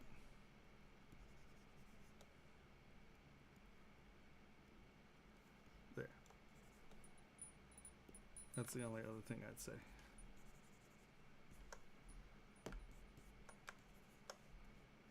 That goes way back there, but just doing that. And then you get that appropriate, like that silhouette. Right?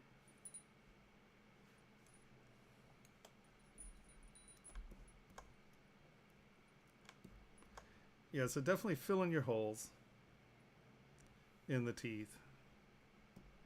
Push the gums back up and in. And push that... I don't remember what that thing's called either. Man, my anatomy's gone. I can't remember anything anymore. But I love the shape of it. It's hysterical. You killed it with the milk jug. It's awesome. And I love it's on the back corner. Because a lot of people would try to have made that work where that's in the back. Septum, thank you. A deviated septum.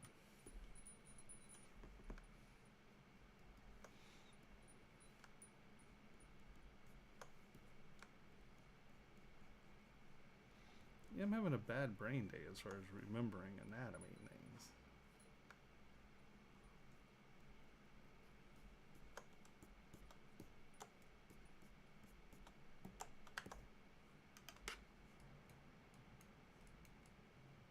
Yeah, I think that helps. I do like the ground down baby teeth though. That's good. All right.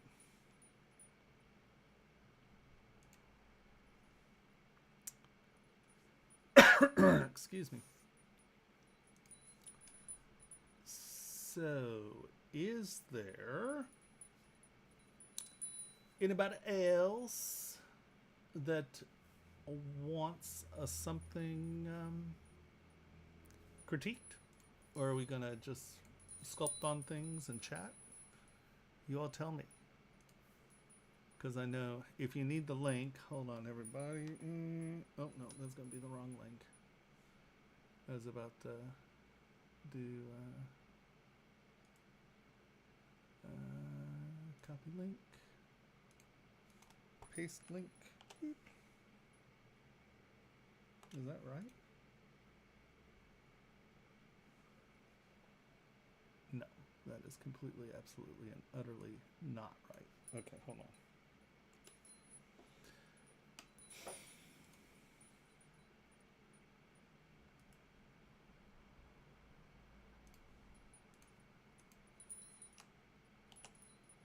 There we go.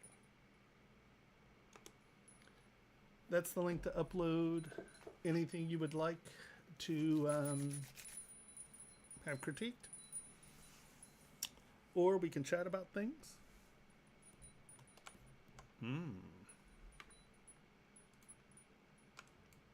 These are for extractor.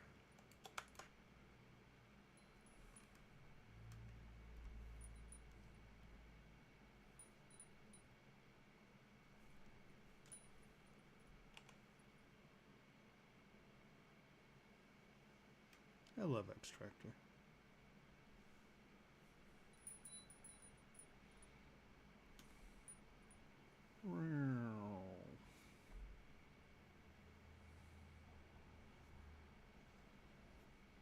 I mean, who can complain about that? Do you all use extractor?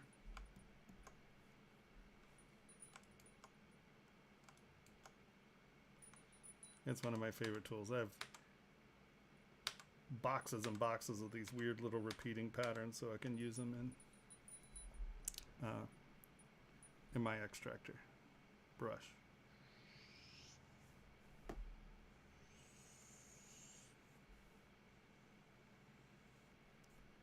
It's a good way to do scales and stuff too, because you can change the size of them.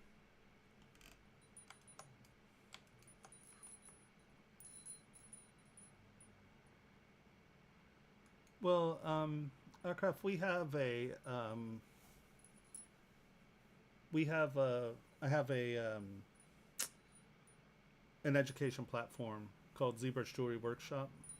I don't, of course, I don't have any of my links and stuff set up with my Stream Deck. I'm a mess over here. But ZBrush Jewelry Workshop is our course, and then we're looking at kind of changing it up a little here soon. But yeah, let's.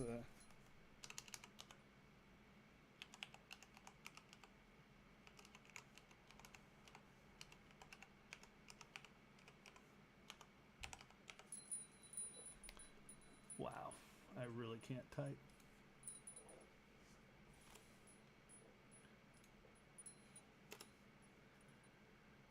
But a lot of people get scared away because it's jewelry workshop. But everything we do, really, we're teaching you ZBrush for manufacturing, 3D printing and manufacturing, because I do grills and furniture and all kinds of stuff. So we're going to get that going, where people kind of wrap their head around it as an alternate, whereas that it's not just jewelry. Yeah, it's super nice. I mean, have you ever made anything with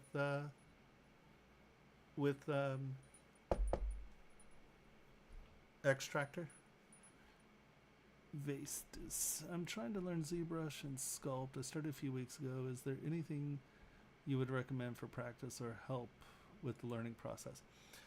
Honestly, at the beginning, I would say the best thing you can do is... Sorry, I couldn't seek. Wow. All right, Siri. Siri can't seek. Is to copy. And what I mean by that is find something, that is like, here. Find this. It's a simple shape. And then reproduce it.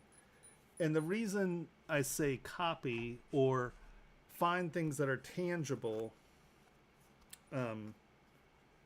it's like, because you can measure this and know if you're right. You can look at it, you can count the zipper teeth. You could, and try to be as exacting as you can. Because if you just try to be creative and go, okay, I'm going to do random anime style monster heads, you can't judge yourself on that. There is no right or wrong. So you can get into the bad habit of going, oh, I meant it to look like that. Where if you're like, okay, I'm going to take this and copy it, and make sure that you copy things that have multiple views. So you can look at it from the side, you can look at it from the top, you can look at it from thing. Now, if you want to be creative, go on to like Midjourney and say, give me an elephant, a pink elephant from 4 different views, or I can't remember what the prompt is. And you can have Midjourney generate, the graphics from a few different views, but it's something tangible that you can then look at, you can look through, project the image, and see if you're on or not. And I would say that's the easiest way to learn, is copying, because then you're not just left to this freedom. Learning, you need rules and guidelines and edges. Otherwise, you can't judge yourself. Otherwise, there's nothing to judge against. You're like, oh, like I said, you'll get into the very bad habit of going, oh, well, that's what I meant it to look like. And you'll never get better. Well, you might get better, but it's going to be a much more arduous struggle. So, yeah, I would say copy. Find things, try to match them, and like I said, get it from different views, and use a ruler, use your Y measuring. make sure the photos are brought in so you can match them up.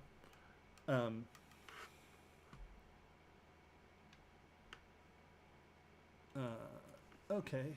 Yeah, no, of course. I'll take a look at it. That's why we're here.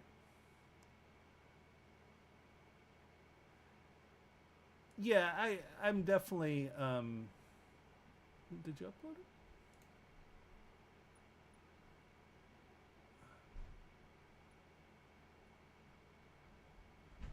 Mesh, if you don't take it, then send me realistic anime inspired stylization.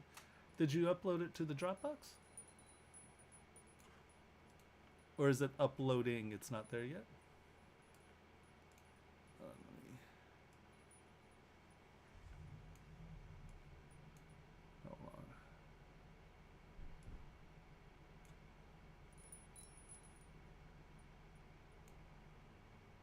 on. Andreas, I'm not seeing it in the Dropbox yet.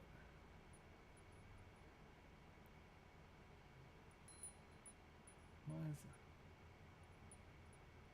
is it still uploaded?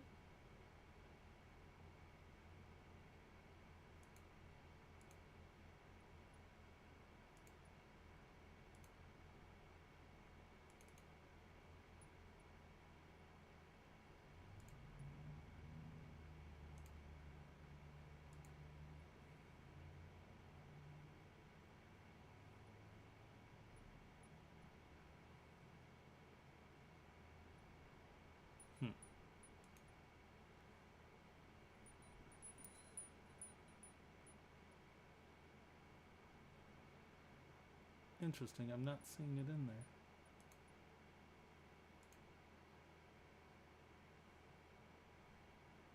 Pixelogic Crypt files upload, that's the right folder.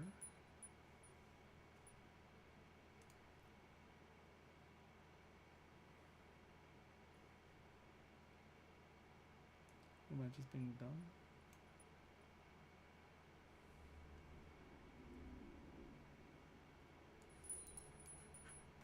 Mm-hmm.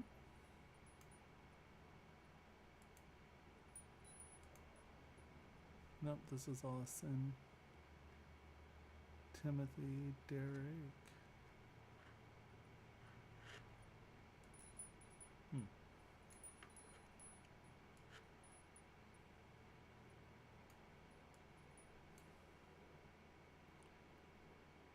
Yeah, see if you can. I'm not seeing it in there. But once again, God only knows what that means. I see I was learning anatomy, and that's the reason I learned the right way of things, muscle skill, and all that stuff. If you are trying to, well, I would see. I understand, but I would argue that just taking a handful of things and trying to replicate them is incredibly functional, because if you just study anatomy, you get into anatomy head, and sometimes that, like, just learning to visualize is going to be your most important thing you can do. I get it. I'm just saying that you need to be able to visualize anything, right? So going and doing things that are outside of your, like, that aren't people and monsters, it'll help you, because what it allows you to do is you're not really super excited about it. So that emotion isn't carrying you on, but it makes you really pay attention to something, right? It makes you understand shape and form. Have you seen Anatomy for Sculptors?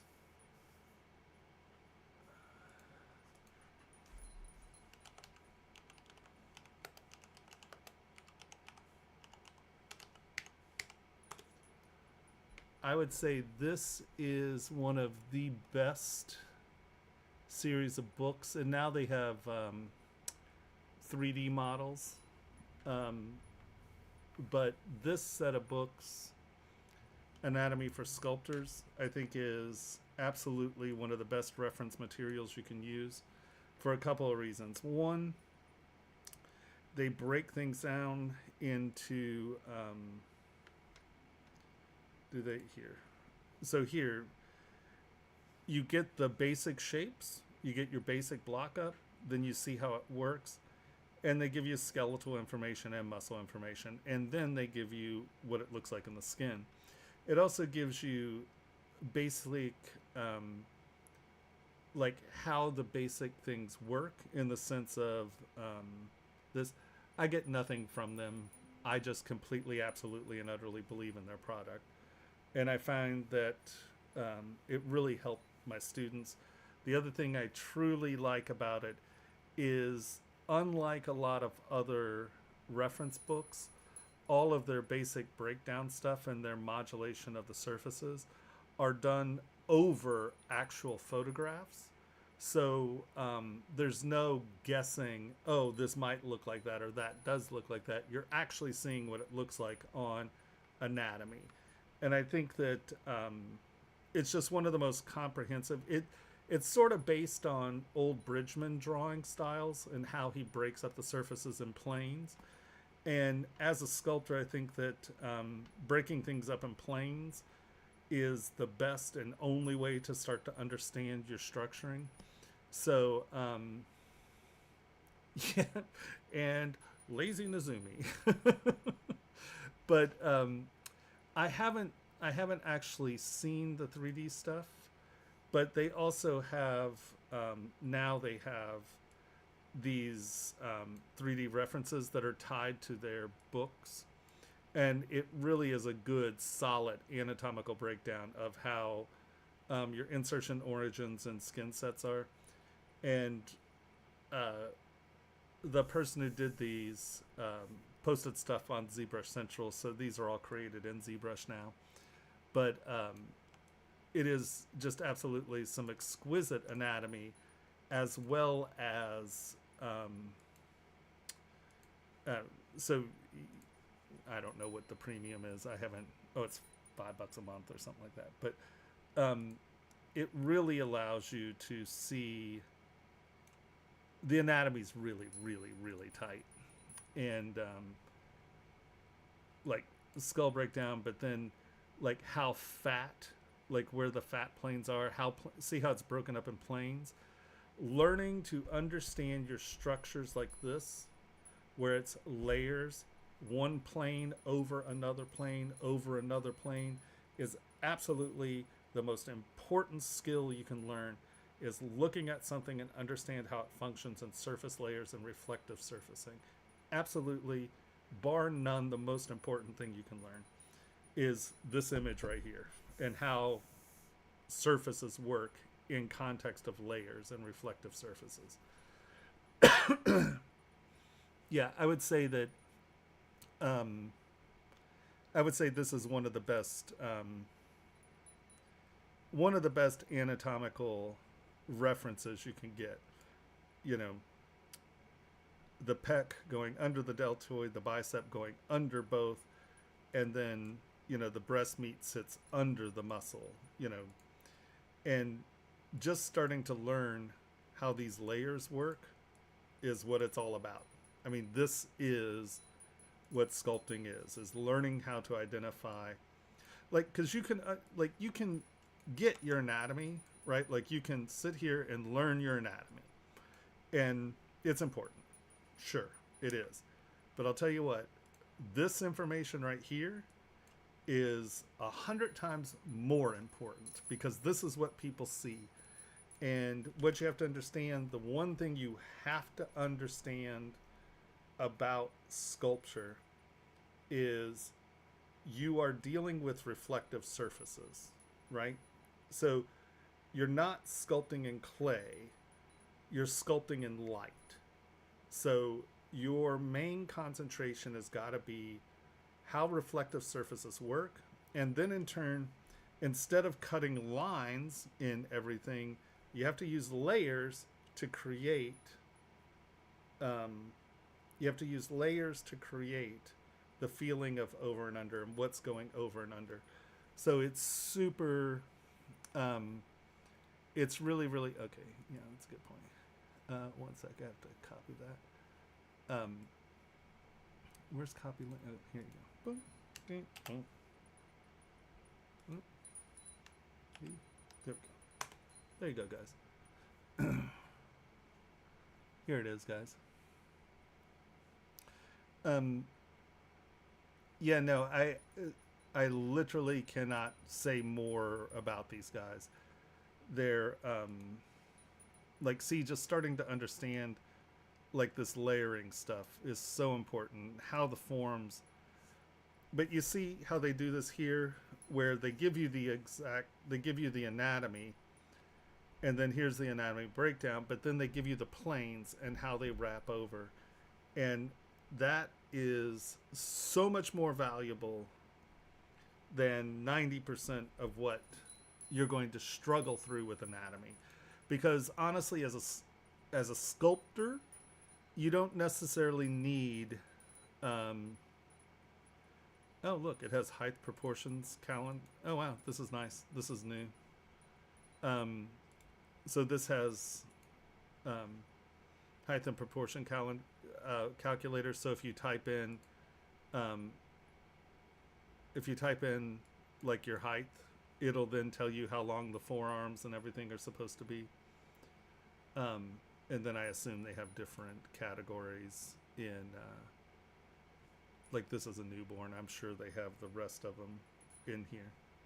That's new to the website. I haven't seen that. That's awesome. So I would say, as far as a base reference of stuff, you're not going to get a better set of books than these. And like the expression books are great because like it shows you how the fat works. It shows you what planes ride under other planes and how the muscles of the face actually create expressions, not just the anatomy, but how the fat and stuff works. I try to upload. Oh, there you go. It's a PNG. Did you try to upload the model as well, or is it just the image? Well, we can look at the image. It's all good. Yeah, so, you know, I know everyone's like, oh, you're a shill, you know, you're da-da-da-da-da. But no, I mean, there is, as far as I'm concerned, for sculpting, there really isn't a better set of anatomy books, because it breaks it down in what a sculptor needs to understand. And you just can't beat them. All right, let's look at what you have here, Andreas. Where's my download folder?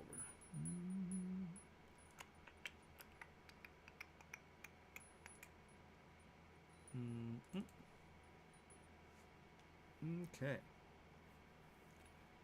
All right. So our proportions are a little squirrely.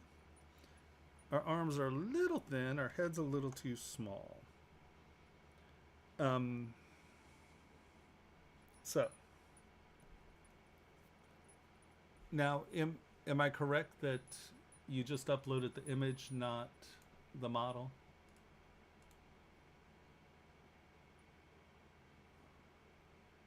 Yeah, all I'm seeing is the JPEG. Okay.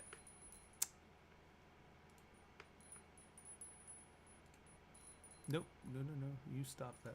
There you go.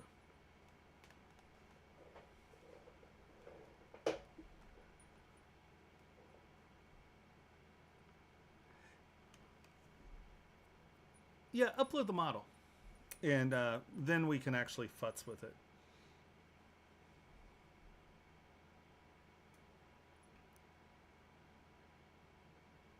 Yeah, so, you know, your standard...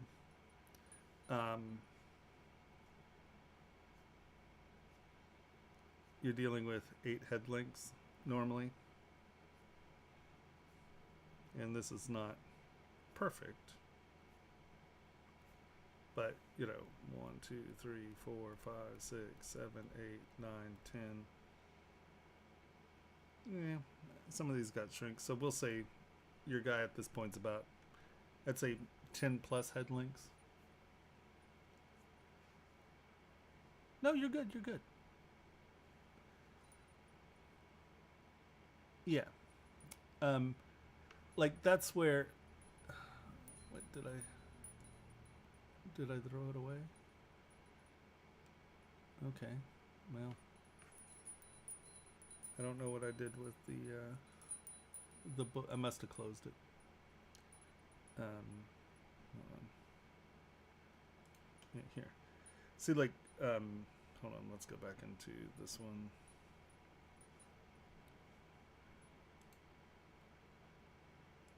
Actually, I've got to have these on my computer. One second. I'm sitting here looking at their things. Huh.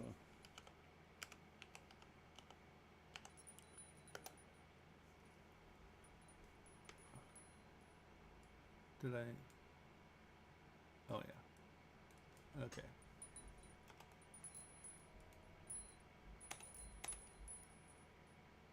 Anatomy for sculptors. Now I only have like 30 versions of it. Hold on. Here we go.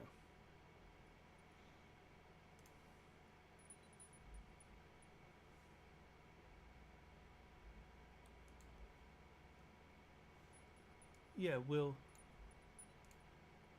Okay, there it is. Hold on. We'll download it.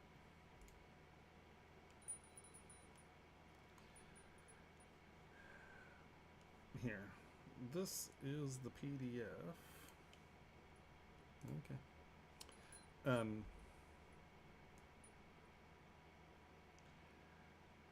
But you can see how they start to talk about, you know, it's like, okay, so think about how many head units tall it is. Then it's like, okay, so contrapposto in the figure. How are these base blocks working? And those base blocks then in turn give you the positioning and see, here's a perfect example. See, like, this is just straight up and down, but that's not actually how the body works, right? Your hips rock forward. There's a contrapposto in the rib cage to the hip area, and like these give you silhouettes, so you can kind of see how the meat is sitting within each body structure. But this is what's nice is, like, you know, they do these drawings, but they're actually drawing it over a human. So the anatomy is something that you can directly tie to a body. And you see they have classical sculpture, fitness, so, you know, people who are like exercising and the such. And then this is the actual anatomical breakdown. They show you muscle rhythm as opposed to what you think it is. It goes through and shows you like the important muscle structures, and it just breaks it down very cleanly about how, like, how does the meat of the breast work. And then you can see here it's showing you the mechanical functions. So, you know, this is where a pivot is. It is not a non-twisting pivot, where the shoulder is a twisting pivot. You know, it's showing you how the torso twists. So if you're twisting, right, you know that there's a bulge, right? If you're here, because the hip is in a lower place, you're actually going to get a high hip suck in, right? You get the dent up. So, you know, this is just, these are all body scans. So you have accurate anatomy, and you can see how they go in and they break down the muscle structure into the groups, like I was saying, so you can see how these planes work. Yeah, it's just, they show you lips, they show you facial expressions. Now there's a whole book on facial expressions now. And then they just give you samples. They show you hand anatomy, how the tendons work, how it sits. You know, they're just, you know, it's really hard to beat this as a reference for sculpting. Yeah, this is the stuff that I really like. This is much more like the Bridgman breakout stuff. You can also look at Bridgman drawings, but his stuff is like really super heroic. So it's wacky anatomy, but it's showing you this mechanical function. One's called, I think it's called The Human Machine. And that's a Bridgman book. That's a really good book. But you can see where it's showing you, this is a non-twisting pivot. And then it shows you how the muscles as planes work around it. And if you understand the plane stuff, you know, you're going to really see, like, the arm does not come down straight. There's an angle there. You know, it's like, oh, how does the palm break up? These are the silhouettes of the fingers. They change, right? You know, so it gives you like hand proportions. You know, this is how they break up. This is where your knuckles sit. So, yeah, I just, as far as sculpting goes, I don't know a better reference book than this. Like, see, this is important with the thumb, right? You know, this is actually a non-twisting lever. And then you have the head coming out, and then you have a round, which is the base muscle of the thumb. So, you know, just really simple forms and shapes, but these are super important things. And I like how they draw on the images, right? So you can actually see how the knee works, you know, what's going on, how is it happening, how are the planes. Like, this is the plane of a leg and the buttocks, right? So I think that all in all, yeah, you can't beat it. Ish good stuff. Yeah, and if you sign up, it seems like they now have a membership thing where you have access to anatomical models and stuff. The other one that I like a lot is the Human Anatomy Atlas, or yeah, this one. Oh, I haven't loaded it on this one. Let's see.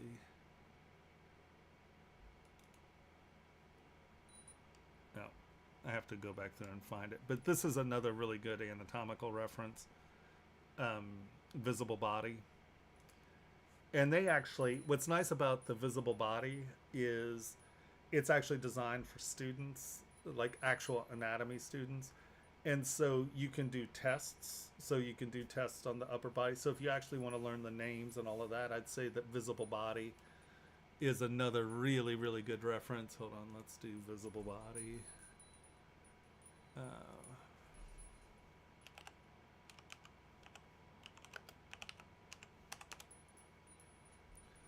Here we go. Boom. And so they, I guess they now have all kinds of stuff, but like this is a very, very good, like it has 3D tours, and then it also shows you like what muscles are used to do inflection, and then it also has flashcards, so you can get down and, you know,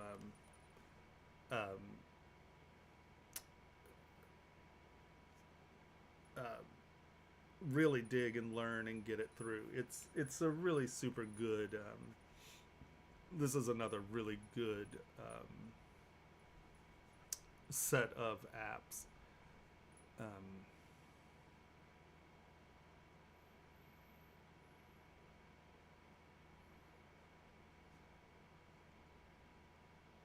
Yeah, it's this is a good one too. Here, let's.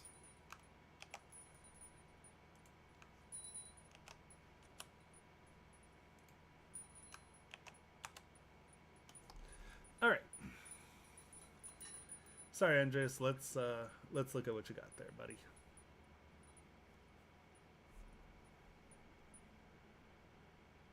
Yeah, like I said, I haven't. I usually have a deal with for my students with them, and it's been like a year since I've dealt with them, so I'm not exactly. I haven't seen any of that new stuff since. That's all new to me, so I'll dig around, and within the next couple weeks, I'll see what I can find out about it. I had a student discount for the students, so I just need to reapproach them and see what's going on. Okay, so let us open your model. Boop. Load tool. Download folder.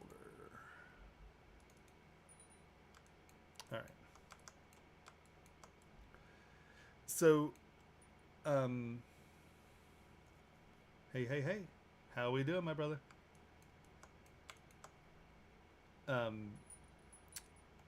So I think probably the easiest way to get used to anatomy is, luckily, if you go into ZBrush, go into Tools, there are these lovely demo people.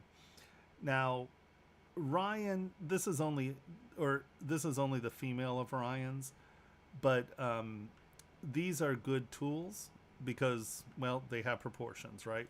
So if you this is Nick's person. Now, if I'm not mistaken, he has layers, and you can move. Yeah. So you can change the position of him here.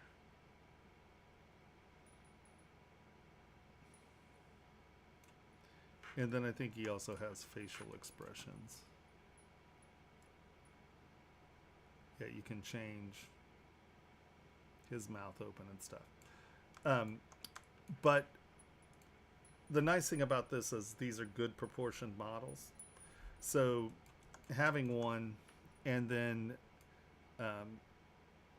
let us go to your model, append this guy. All right.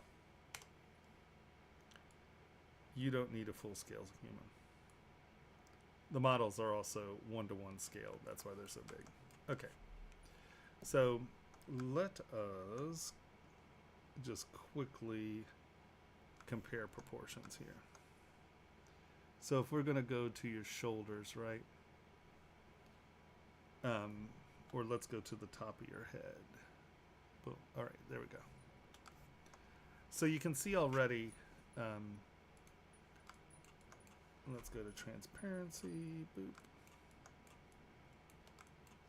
So you can see that from the top of the head to your chin, see how it's almost a full quarter head length longer here. And then if you look, honestly, your chest is pretty close. Right, your hips, your groin's a little low, your torso's a little short, but look at how much closer in proportion. Like here, let's bring it down to the shoulders. Honestly, your torso's in pretty good proportion, and then your legs are okay. Your lower leg's a little low, and your feet are dramatically small. But look at how short your arms are. Your arms are really short.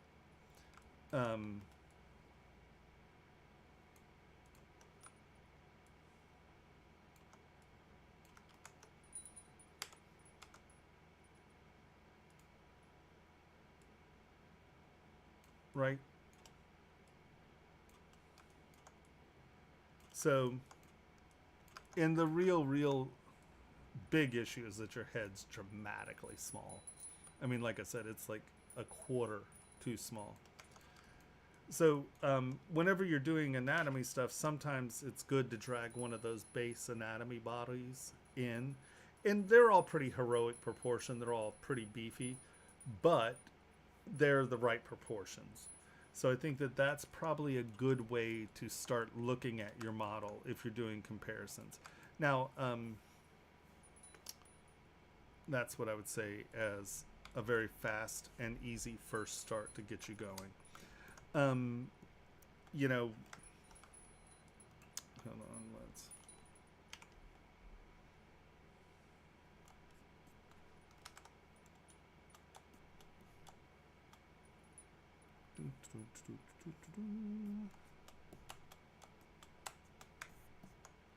So, a couple things to remember.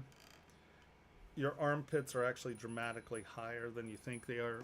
There's really nothing under there, so your bicep goes all the way up and under your armpit. So your bicep is coming in and connecting way up in here, and then it's also connecting kind of like here under your deltoid. But your bicep goes way far into your armpit.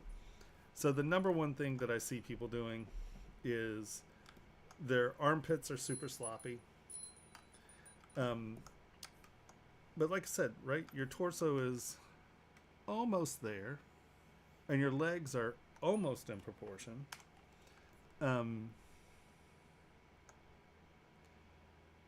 Normally you'll see people do things in like the A pose or the T pose, and the reason that is because it allows a little bit of room when you're working, so you can get in between your thing, or so you can get in between the legs, so there's room in the armpits and room in the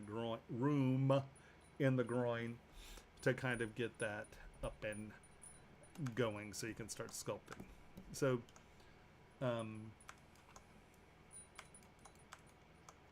remember that when you bend your elbow is roughly at your waist, and then your hand is mid-thigh.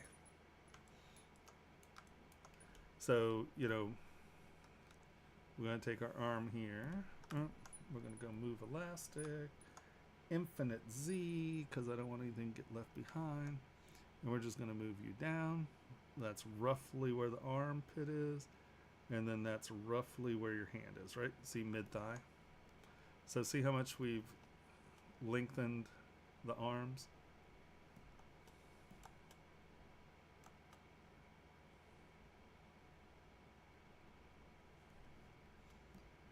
All right, so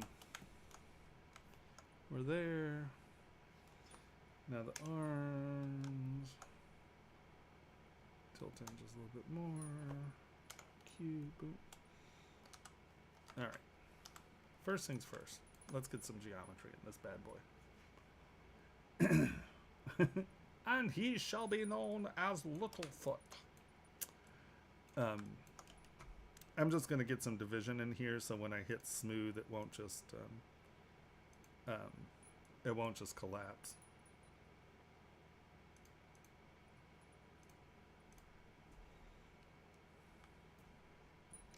So let's get the head sort of right. Am I still infinite Z? Yeah.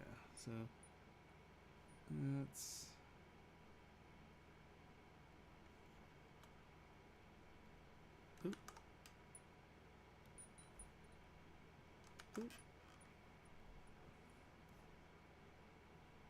stop that.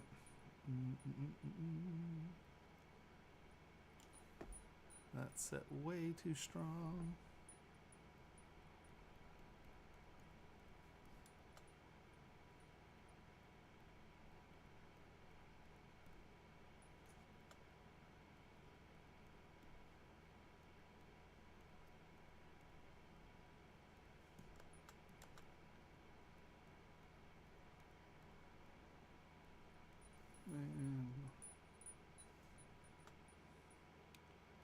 Yep, pretty darn close.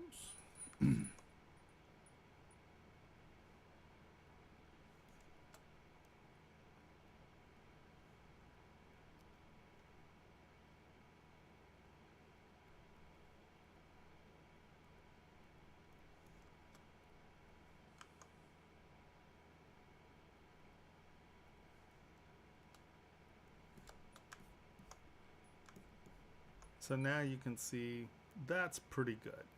The other thing to remember is, like, if you... Yeah, no, of course we can do that. So then, let's do infinite Z.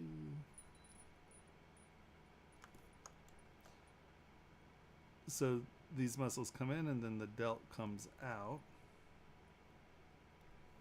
Right? It's not a slope to it. These muscles are a little tighter. Oh, I have it on infinite Z. Sorry. Clay tubes. These muscles kind of come out and go in. Why is that so strong? Why are you so strong?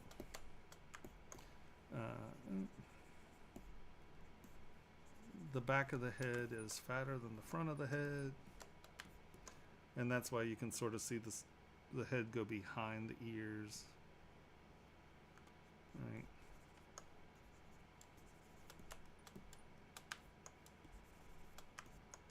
And that's what gives you sort of that shape there.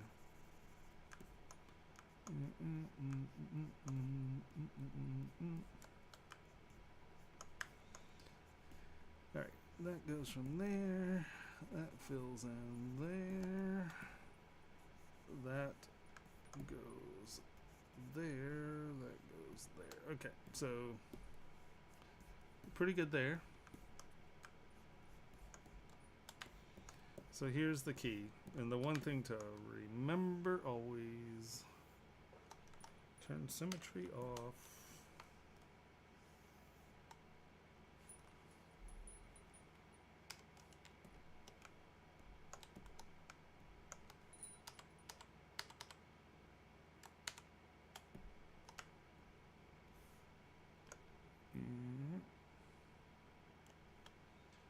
Just going to give you a little bit more up.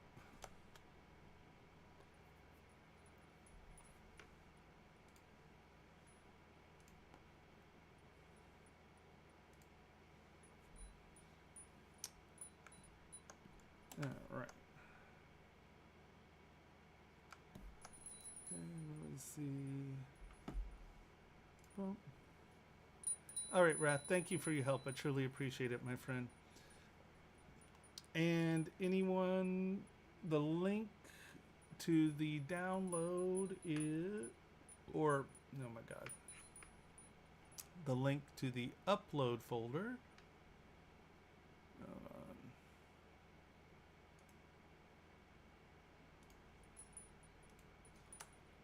Anyone want to upload anything for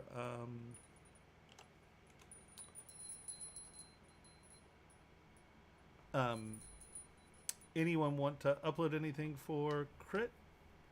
There is the Dropbox link. Jeez Louise, I can't even form sentences now. That's the Dropbox link. The Dropbox box. Jeez. Okay. What do you do? Smile and nod, I guess. Okay, that's the Dropbox link. Now, back to you, Andreas. So we're going to lower this a little. Boom. We're going to smooth this out.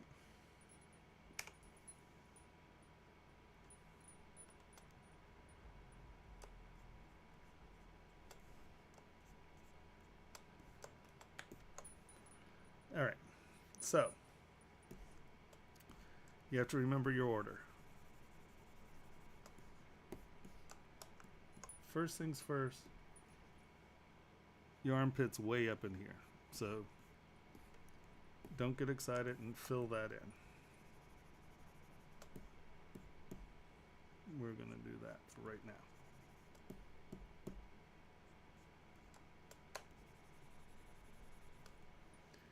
So we're going to do this first. You get a lat.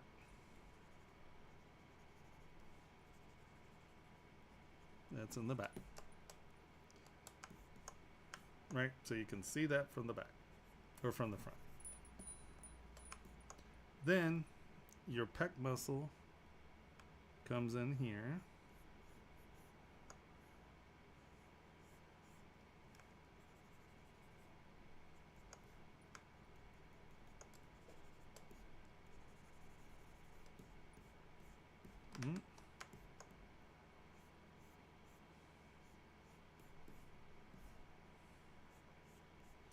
Bump, bump, bump. But it goes up under the armpit. Your bicep comes in here.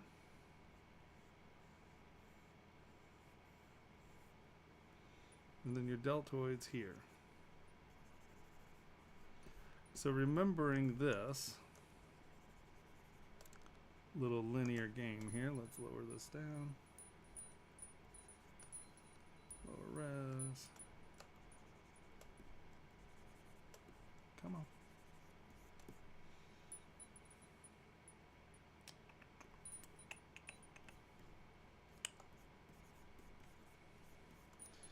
And do I still have that PDF open? I do. Armpit. There's a really good picture of it in here.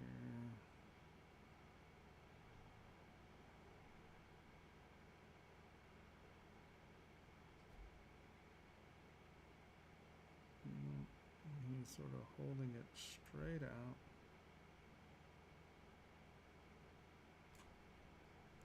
That's the back. Show me the front. Here you go. So this is the thing to remember. Bicep in, then the pec, and then the deltoid, right? So you can see your biceps coming in and connecting to your scapula, and then up and over to that. And give me the front. There's a really nice, just simple front. Front. Where's the front? Front. Nope. Is this the one?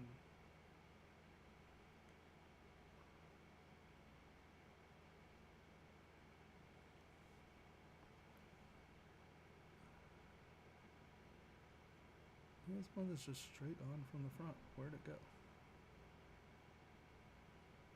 There you go.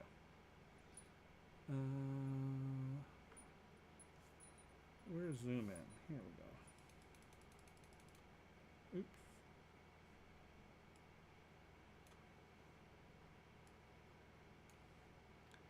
And here again. But it's really important to understand this, right? There's nothing up in there.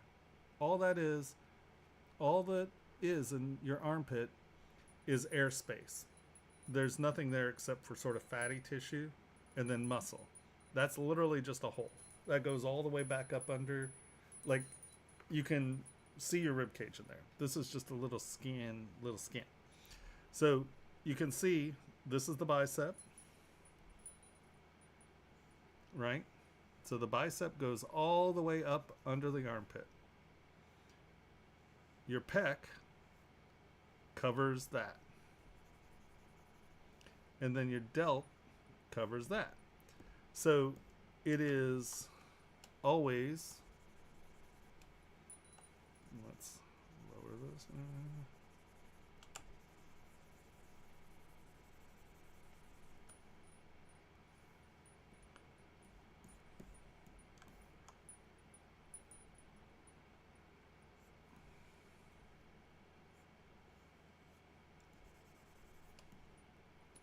Your bicep comes out of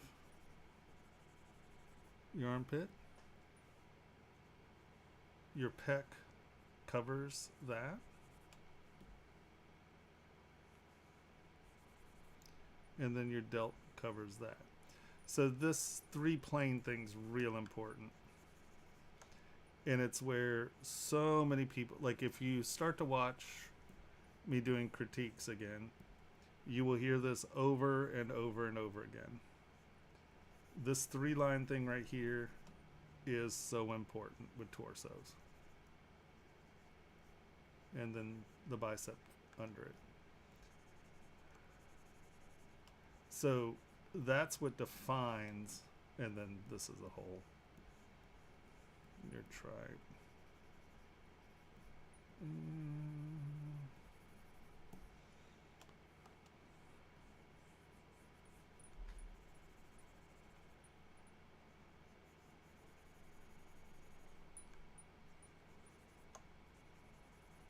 And then the delt.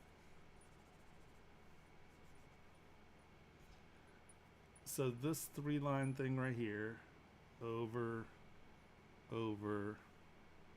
under, is super important for your armpits. Did I see edge runners? Yeah. But I'm a cyberpunk geek. I mean, when I was a kid, I read cyberpunk, so I'm all about cyberpunk weirdness. Does that make sense? And then, so make sure to look at that anatomy reference on the armpit. It's super important. And then, you know, this actually digs in. And then that's your rib cage. And so now you got to define your rib cage. And see your, let's hide your arms for a second.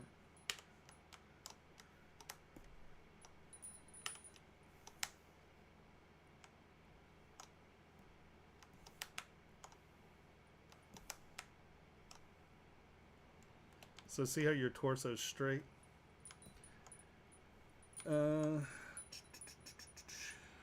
are my anchors? Anchor points. All right. So technically, this kind of goes this way. And then this kind of goes this way. Ooh.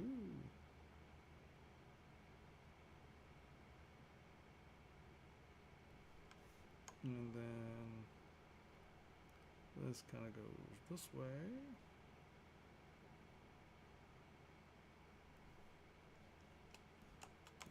So that's not straight, right? Your rib cage goes like this. And then your pelvis sits sort of at a forward angle. And that's why you sort of get your crease in the back there. And that's why your abdomen is sort of stretched. Because you're sitting sort of, you know, you're not, even if you're standing completely straight. Right? And so that tells you that this isn't straight, right? Because these muscles are coming in. You have your back muscles here, and this kind of does that. That's a thingy there. That's there. This comes around. It's a hippie thing.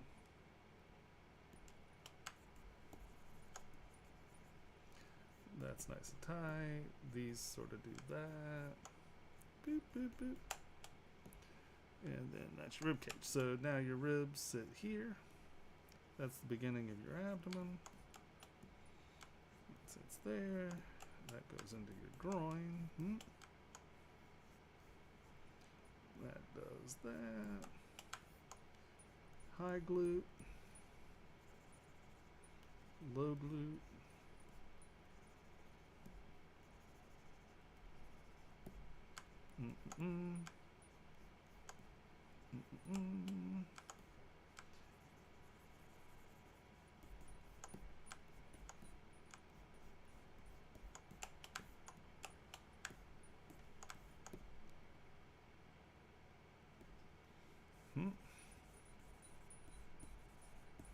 Pickle.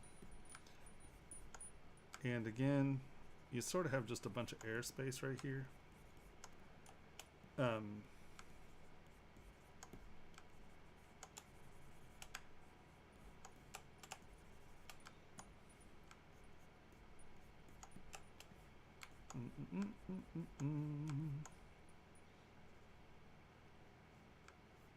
So in the gap,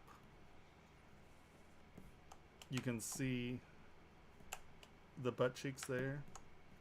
Then this muscle comes from like here and kind of wraps around and becomes this guy. And there's another like weird little wrappy bugger in there. But let's just, and they come up and meet in here. Because these all intersect with your pelvis up here. These aren't really going up and under. Kind of does that. And then you have your knee hump. And then you have your internal knee hump. Lower knee, higher knee. That muscle kind of sits over. Then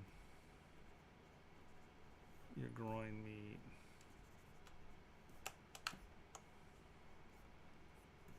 And I'm being really fast.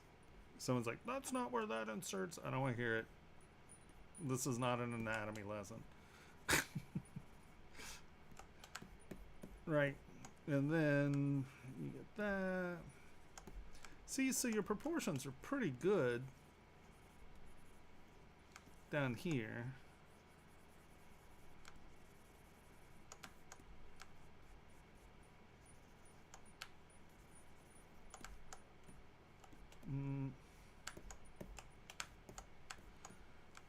That cuts in deeper there. Then your calf muscle's higher on the inside. Lower on the outside.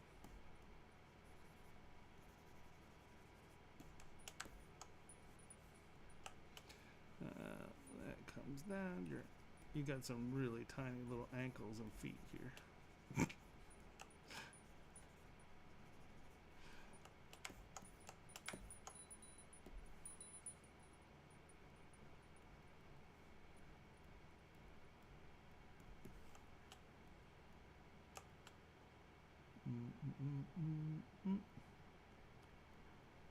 Ankle is higher on the inside.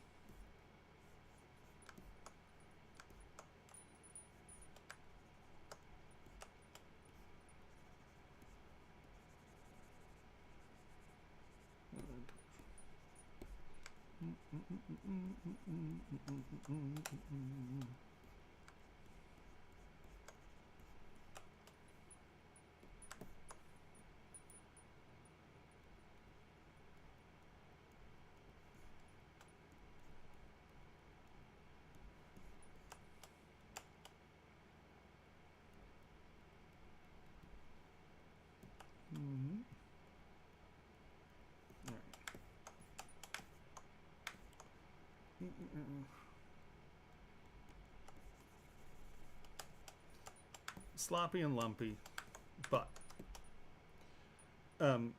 so you can see that you need to fill it out like you were super skinny. And it's not like, I'm not trying to I'm not trying to be super realistic at the moment. I'm just trying to get your muscle masses in, because like you can lower your res again, come in and smooth this out.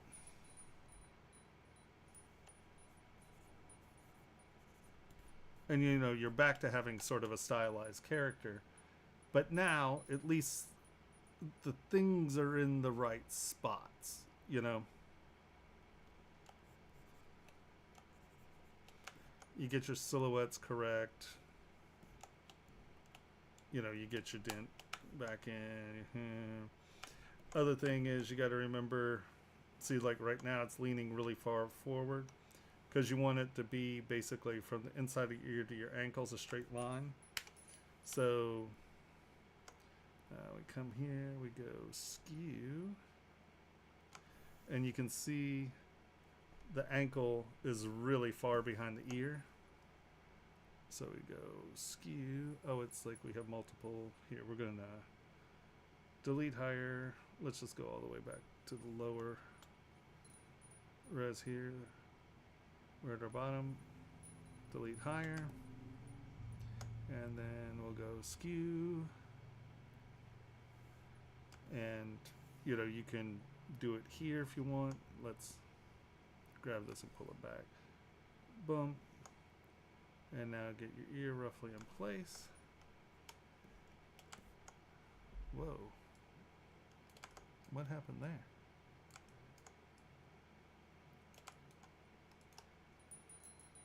Except, don't know what I did there. Close holes. Boop. Oh, interesting. What did I do?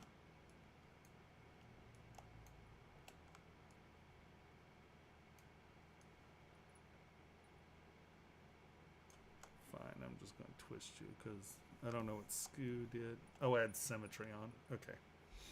Well, whatever. So if we look, you know, you're starting to at least get the right proportions, right?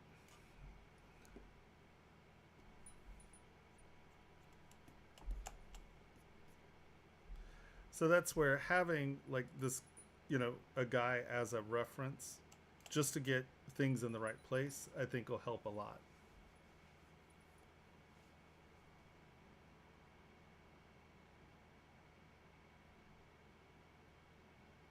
Yeah. Now, I mean, like, once again, I'm not saying that you're trying to get an anatomically accurate character, but I do think it's important that you understand where things actually go, because only by understand, like, everyone talks smack about Picasso because he did like all this Cubist stuff and it was all this weird stuff. He was a brilliant draftsman. He was a very, very, very, very capable draftsman. So he could draw anything he wanted to draw. He chose to abstract it. And I would argue the only way to do good abstraction or good stylization, same thing, you really need to kind of understand what's going on, because you can then imply where weights are through abstraction as opposed to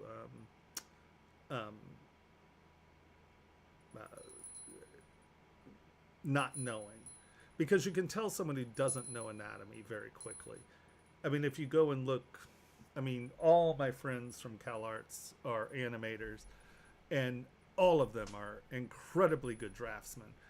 And then they choose to abstract. I mean, my friend Dave, he was my roommate, Dave Krentz, like, he's won 2 Emmys, and he does Primal. Like, he does the storyboards for Primal. And, those are incredible, like, they're very simple, stylized character, the caveman is. But Dave knows his anatomy inside and out, and so at CalArts, you had to take life drawing class, you had to take anatomy classes to be able to do cartoons well, So I think getting that base understanding is important, because then, like, you'd be able to pick right away that the head's too small. Now, you may design a character that's head's too small for a reason that's going to make him look abstract and lanky and this and that, but you need that to be a decision you make, not something you don't understand. You're like, oh, I like that look, but why? And only through making conscientious, intelligent decisions about things are you going to be able to, like, if you don't understand why it's out of proportion, then you're at a disadvantage. That's a problem if you don't understand that it's a problem. Does that make sense? But if we look at him here, duplicate, and then let's go back to the beginning.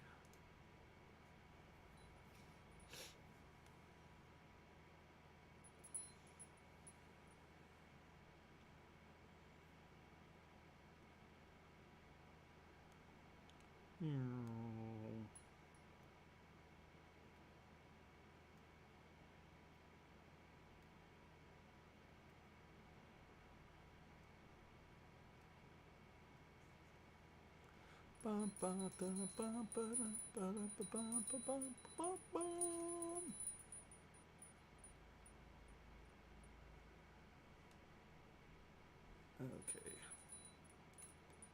Why are you so slow?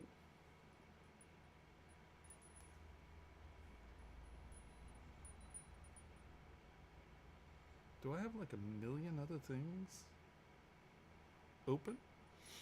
Okay. Oh. Okay, we are going to wipe those out. Alright, so this is your original character. Right?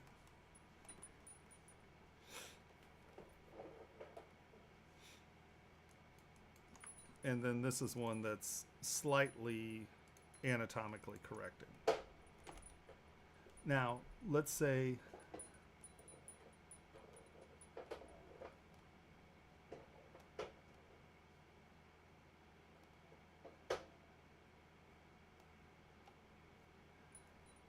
without a question, I'm not saying that you have to do things anatomically, right? Or I'm not saying that you have to do things that are bulky and this and that. I mean, like, so let's take this. So this is where you were, right? But do you see what's happened? Like, by having the arms too short and skinny and the head too small, it makes the torso look huge, right? Now, if that's something you're trying to do, that's great. But you have to know why you're doing it and how you're achieving it. Or you'll never be able to do anything different because you don't understand what you were doing to get to this point, right? So only through knowledge can we make conscientious abstractions that we then can replicate for other things. Oh, I want to make the head super big because X, Y, and Z. So, like, we can bring this guy down, and here, I'm going to thin out its proportions dramatically. Maybe. Oh, no, we're not. Well, ZBrush didn't like that at all.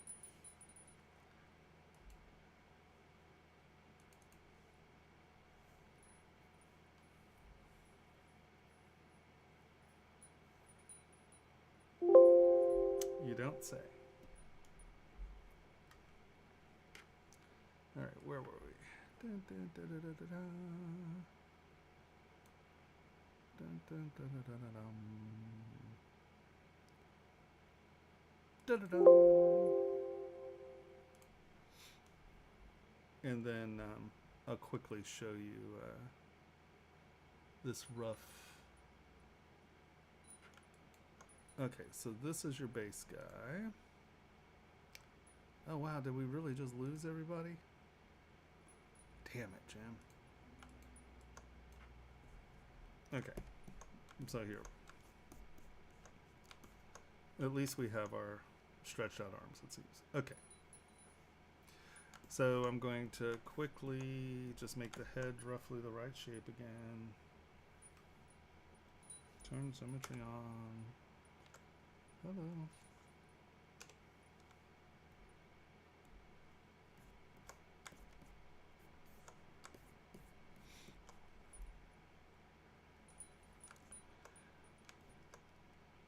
So see, by bringing these out so far, it makes the torso look dramatically larger. Hold on, let me divide this up a little bit once again, so when I push smooth, I'm not just going to wipe it out.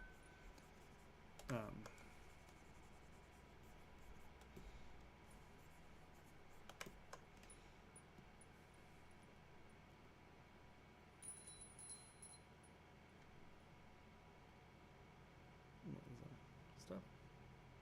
Uh-oh. Is he streaming behind me today? One sec. I might be running over his time. Hold on.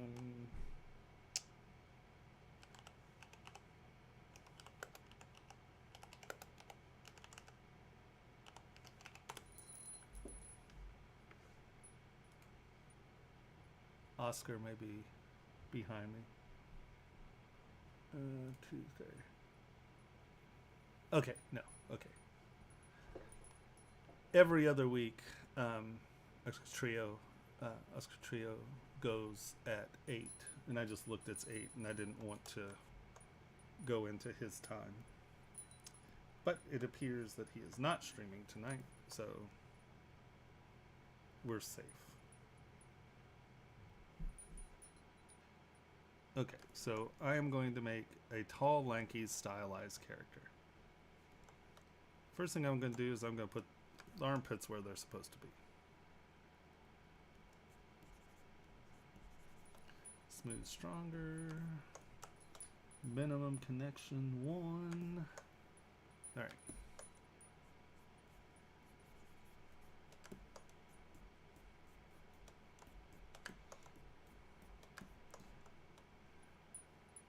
Let's get inflating here, turn it down, and we'll come here.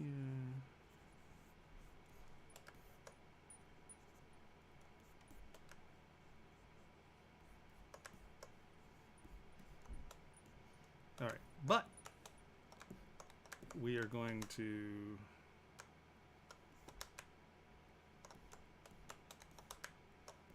put his torso in the right direction.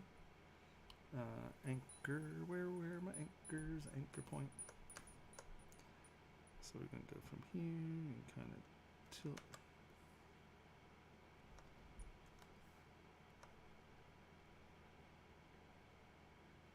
Tilt you out, come here, tilt you back in, come here, tilt you around here, and tilt you around. Okay. So we're giving him a slightly more accurate torso, but we are also going to go, and we're going to skew you back. All right, low res, low res, low res, delete higher, W, skew.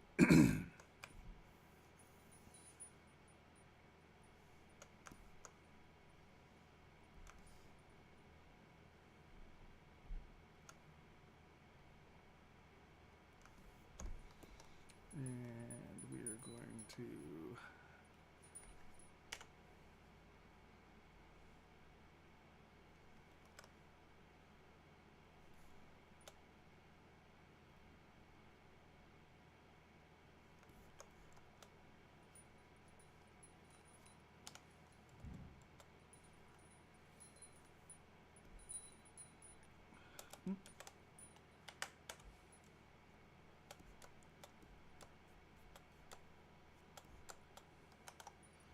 now I'm going to divide you up a little.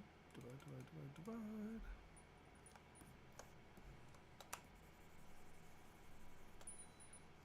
Oh, let's lower that.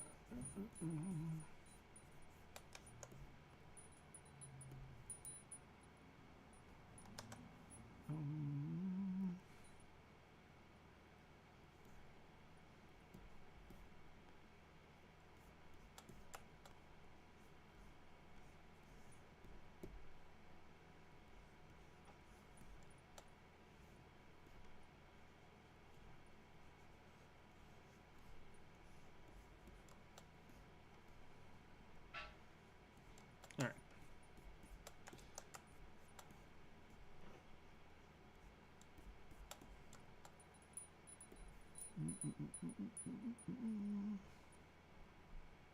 AccuCurve, where are you? Boop.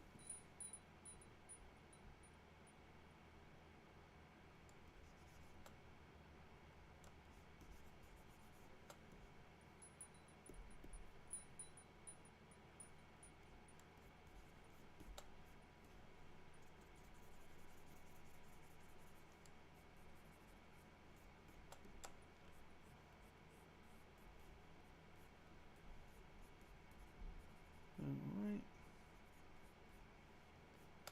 Get our legs roughly in the right shape. And then we're gonna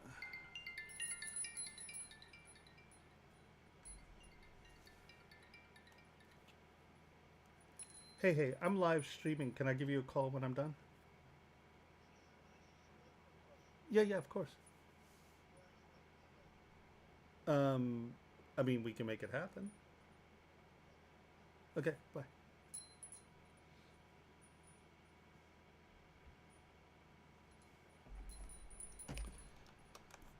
All right.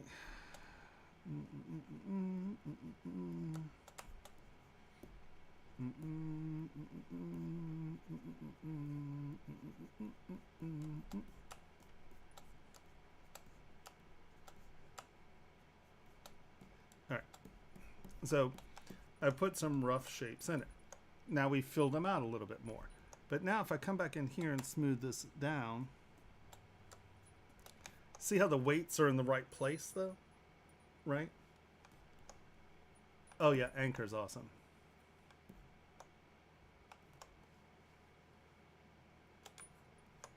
Well, even it's the proportions of the head. Actually, if it's younger, heads are bigger, right? So the younger you get, the head gets more proportionally bigger to the body.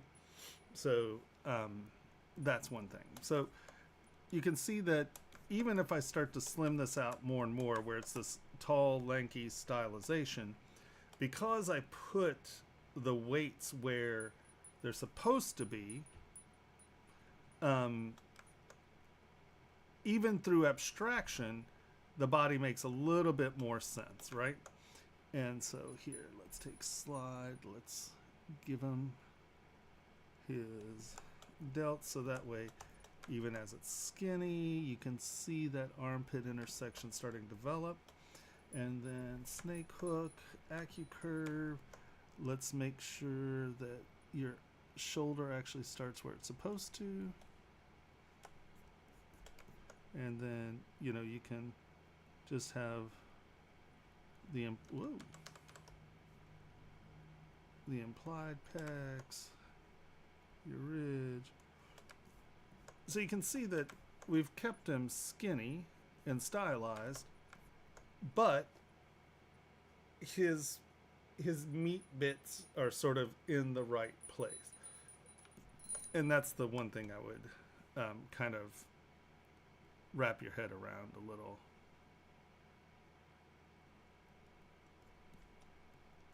Oh, this is Infinite Z. That's not helping anyone, is it? You got your elbow there. And then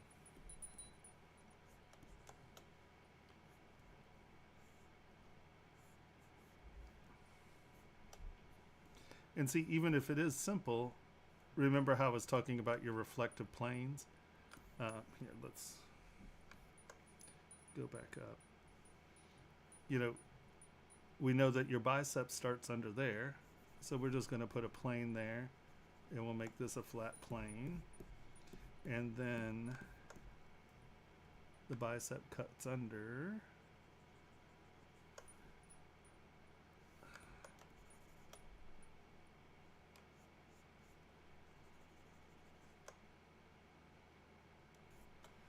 Your pec comes over that.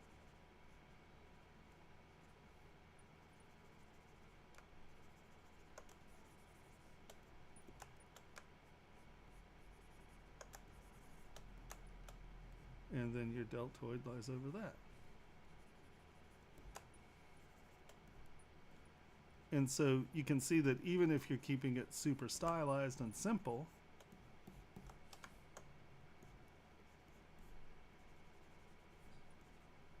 if you're putting things in the right place,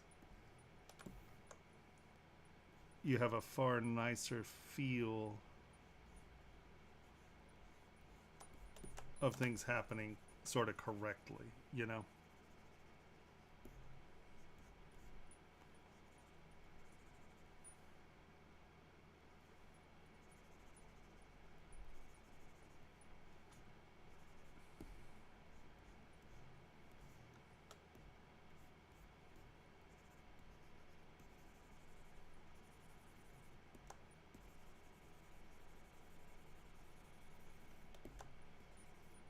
You know, you can be as abstract as you want. But see how that sort of feels like things are, it feels like the things are in the right place and in the right order. And even simple and abstract and just hinting at it, that feels like an armpit, right? You can see your lats behind it. These is your armpit. This is your... oh man, I am having bad, starts with an S, bad anatomy, brain day, sorry guys. Under,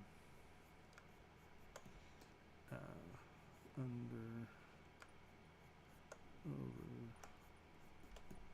and then that's your rib cage.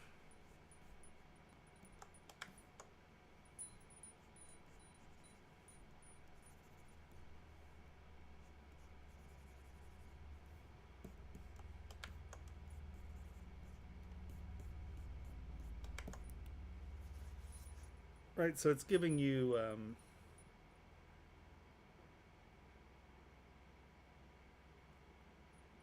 you're the one who made them thin. I was showing you that you could make them super thin, and they're still sort of right. I love I see how you are.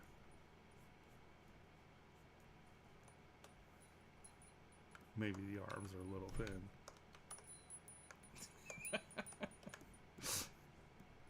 Right, mister. I got your thin arms.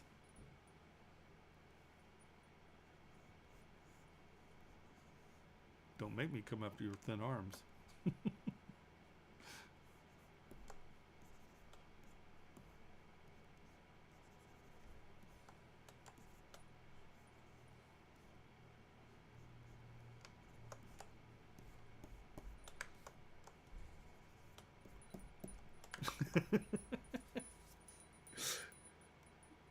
See how he is?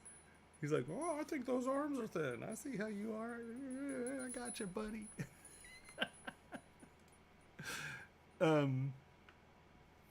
Yeah. But so I would just say make sure that you're, even if you're going to do abstractions, I would say start with a little bit of real anatomy. Even if it's distorted, make sure your proportions are right. And then, you know, like, so let's say that you're like, oh, well, I want him to be more, you know, like a Neanderthal. So now you're like, okay, well, so he's a knuckle dragger. So what do? You come in here, you change your proportions, and then you know, give him really big lower arms. And so you can then abstract him out, and then, well, if he's going to do that, then chances are his head's going to be bigger than that, you know. So now you're making decisions,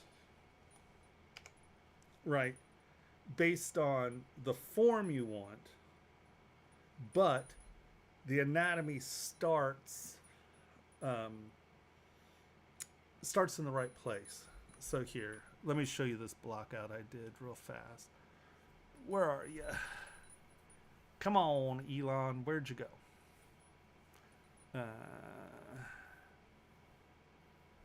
I think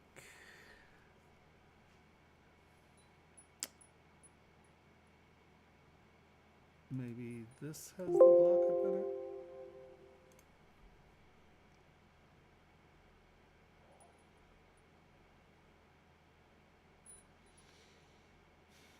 Oh. Block up's back here. Oh, wow. I might have taken us to the wrong place.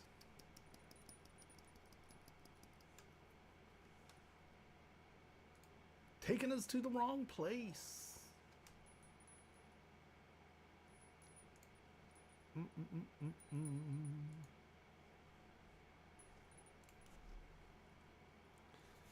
I'm redoing an old sculpt that was see evil, speak evil, hear evil, and tweet evil. And because... Sorry, I'm still not sure about that. She's not sure about it, though. I'm not sure I understand. I get it. But because Elon purchased Twitter and it's now X, instead of the three monkeys that were see evil, speak evil, I'm doing Elon as a chimpanzee, and he's going to be see. But you can see it's really about just this fast block up, and then just sort of getting the arms. But I mean, the anatomy isn't good here, but I know where the weights are to get. This is my block up Elon as a chimpanzee, so he has the proboscis. But that's just the rough edit. He's not there. And then there's tweet evil. See, it used to be Twitter, but now it has X. Sitting on the toilet tweeting.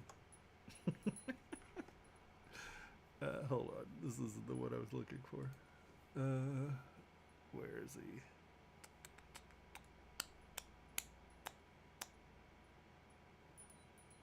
Is that?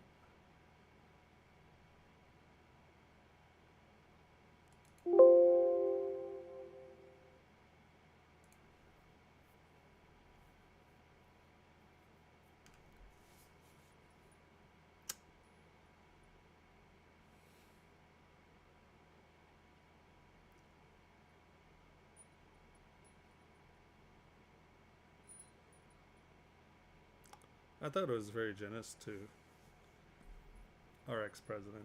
He's not quite as soft and lumpy as he actually is. See, I was giving him heroic proportions. Look, he has calf definition. How do you freeze the mask like that so it's a box and you can move it around? You mean like this? So if you hold down Control and drag off of the body, right? You drag it out here, and then you hold down the space bar, you can move it around. See? And that's mask pen, which makes it square. But you can do it with a shape, or you can do it with a circle. Just hold the space bar down, and that allows you to move your mask around.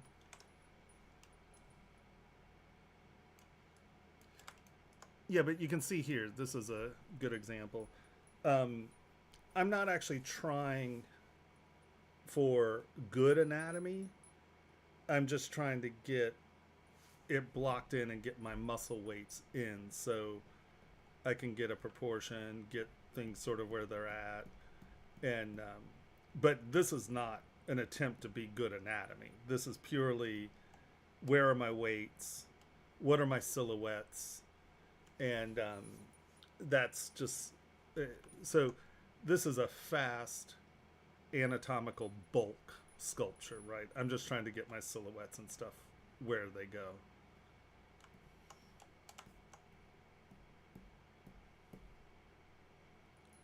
If that makes sense, right? So, and you know, especially if you're going to be doing a lot of stuff, just doing a really base anatomical structure, and like this, I have them, you know, it's all broken up into subtools. So you can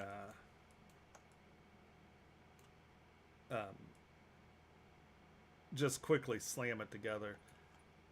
I didn't have anything chimpanzee. I didn't have a good chimpanzee model, so I just whipped this out for the weights, you know. But that allows you to have everything in the right place, roughly the right proportions, and then you can move on and start to really dig in. But especially on something like this where I'm trying to do, where I'll then go back and really spend time and tune it to the character. But this was just a real fast block up weight sort of setup. Does that make sense?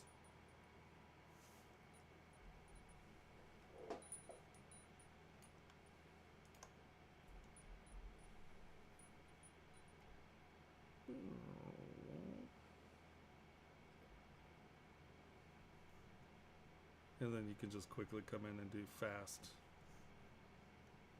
posing.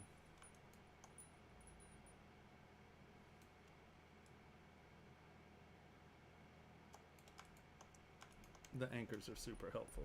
They're super cool.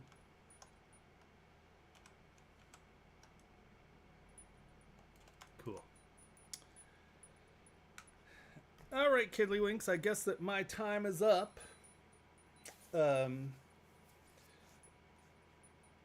But I mean, does anyone else have any questions or anything before we decide to go? I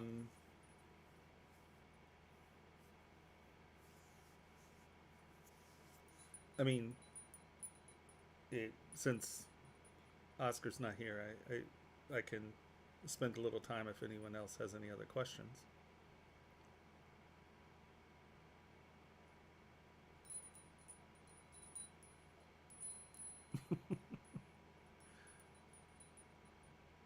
I know there's a lag, so.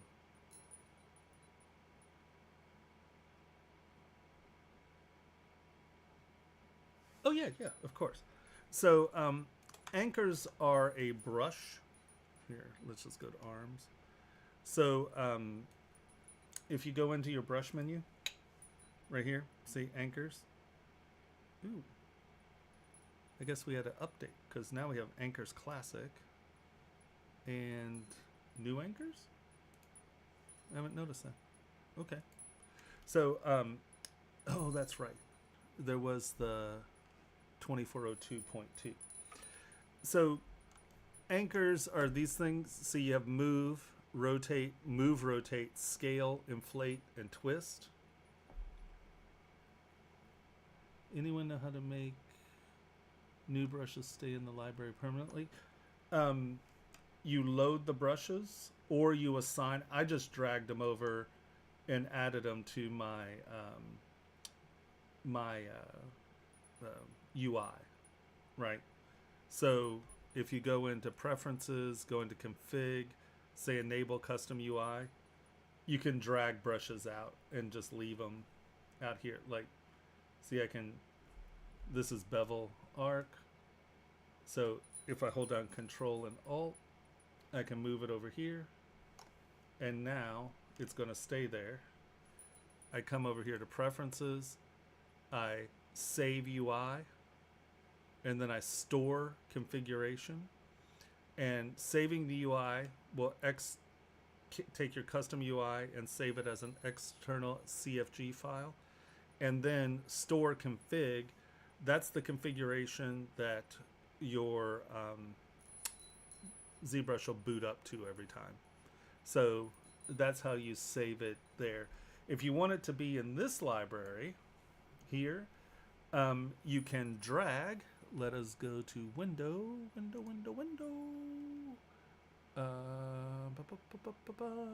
This PC. If you go to this PC,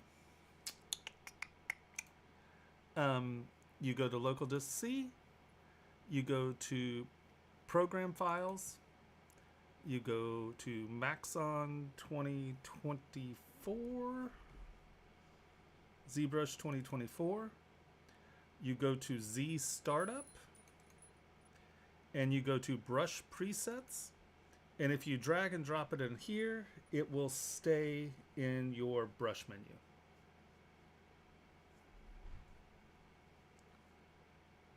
It will save recent app, but if you really want to make sure that everything, like you can do load, right? And if you load and save, it should save it here. But if you want to make sure, just open this folder up. Under Z Startup, right? See how you have Lightbox, you have materials.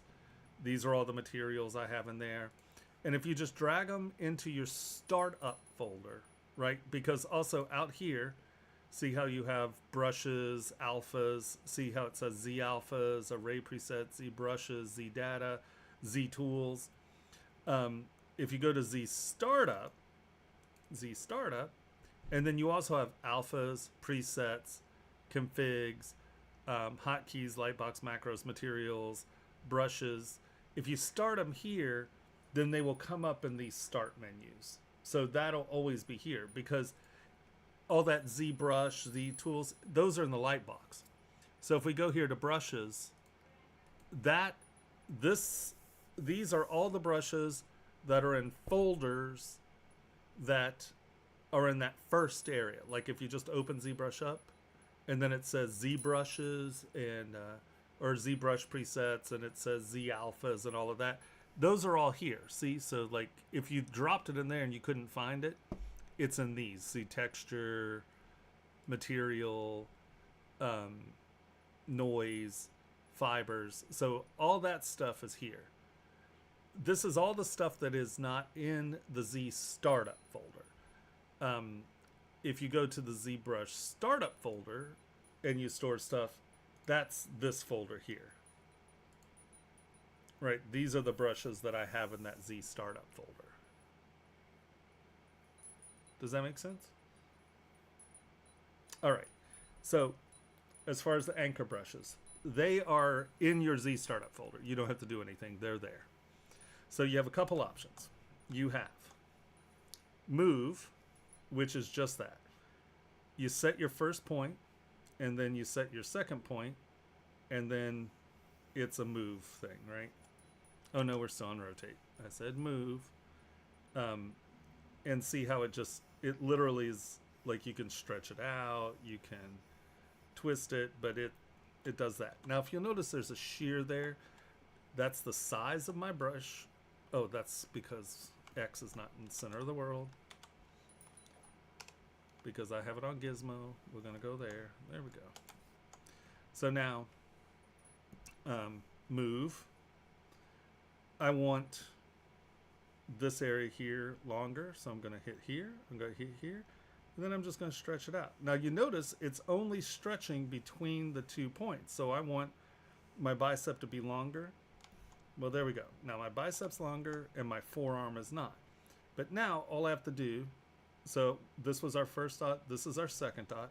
If I come down here and hit on the wrist, boom, and then drag, it's only moving between those 2 dots. And then you can see you can just kind of work down the row there, right? So that's move. Rotate is obviously rotate. You pick from where you want to rotate and then to where you want to rotate. And then see how it makes the... Oh, do I have to do this for every single one? I do. Okay.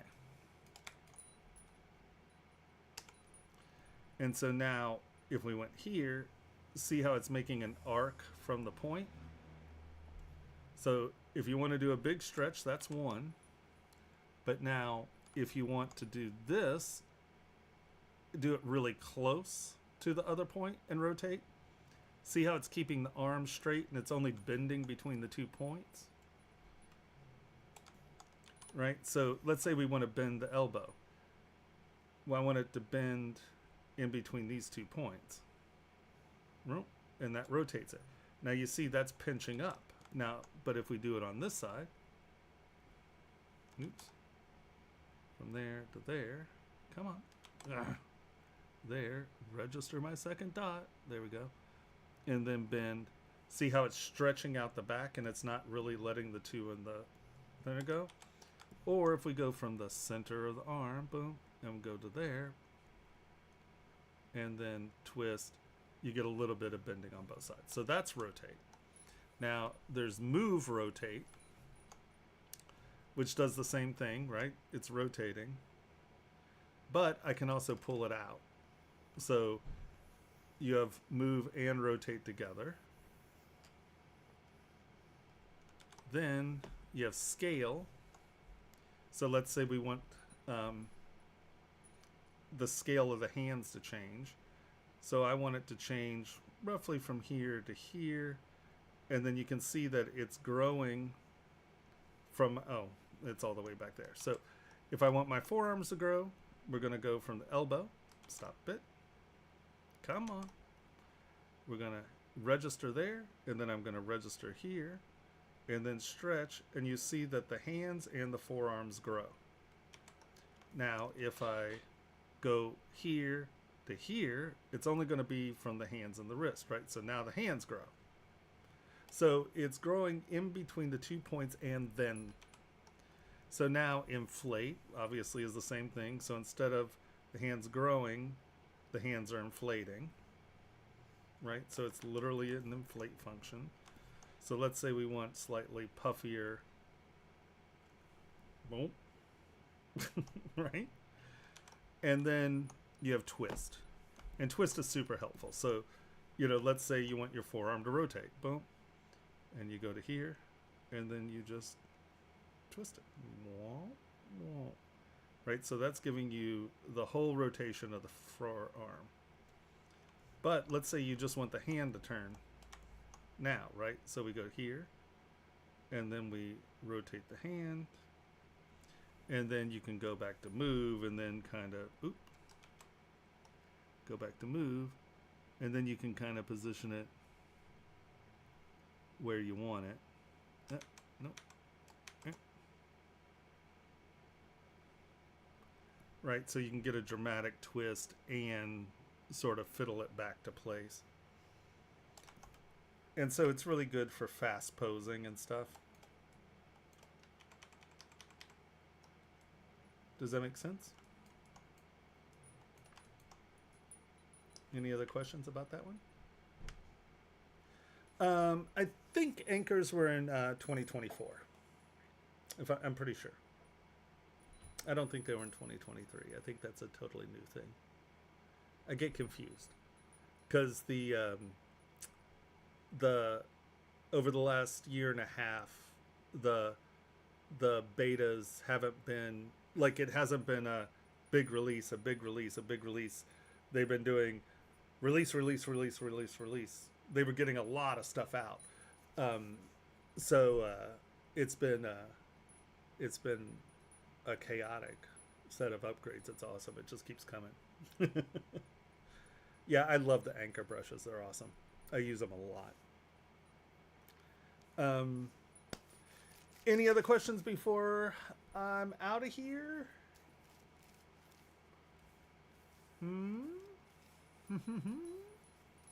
Don't hesitate to ask.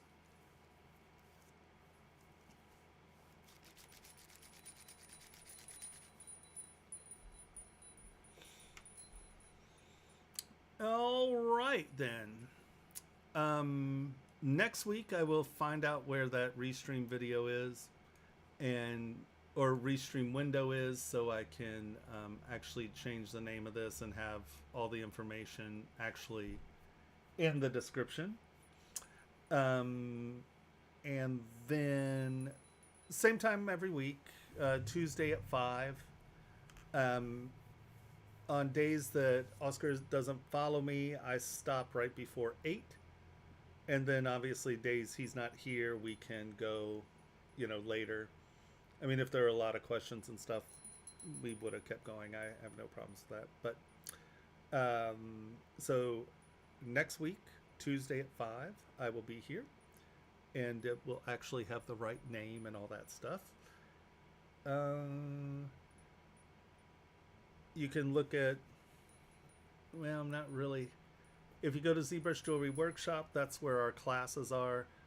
And then, let's see, hit like and subscribe and hit the little bell thing. It's super helpful for our algorithms.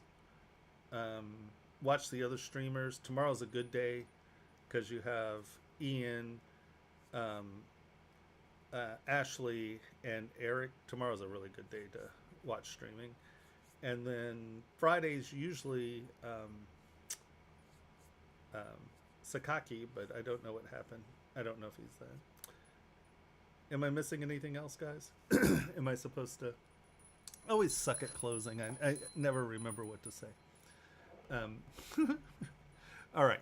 But everybody, I appreciate you spending time with me, and I apologize for me having the wrong name and the confusion between the two things, and that's just me being a mess again.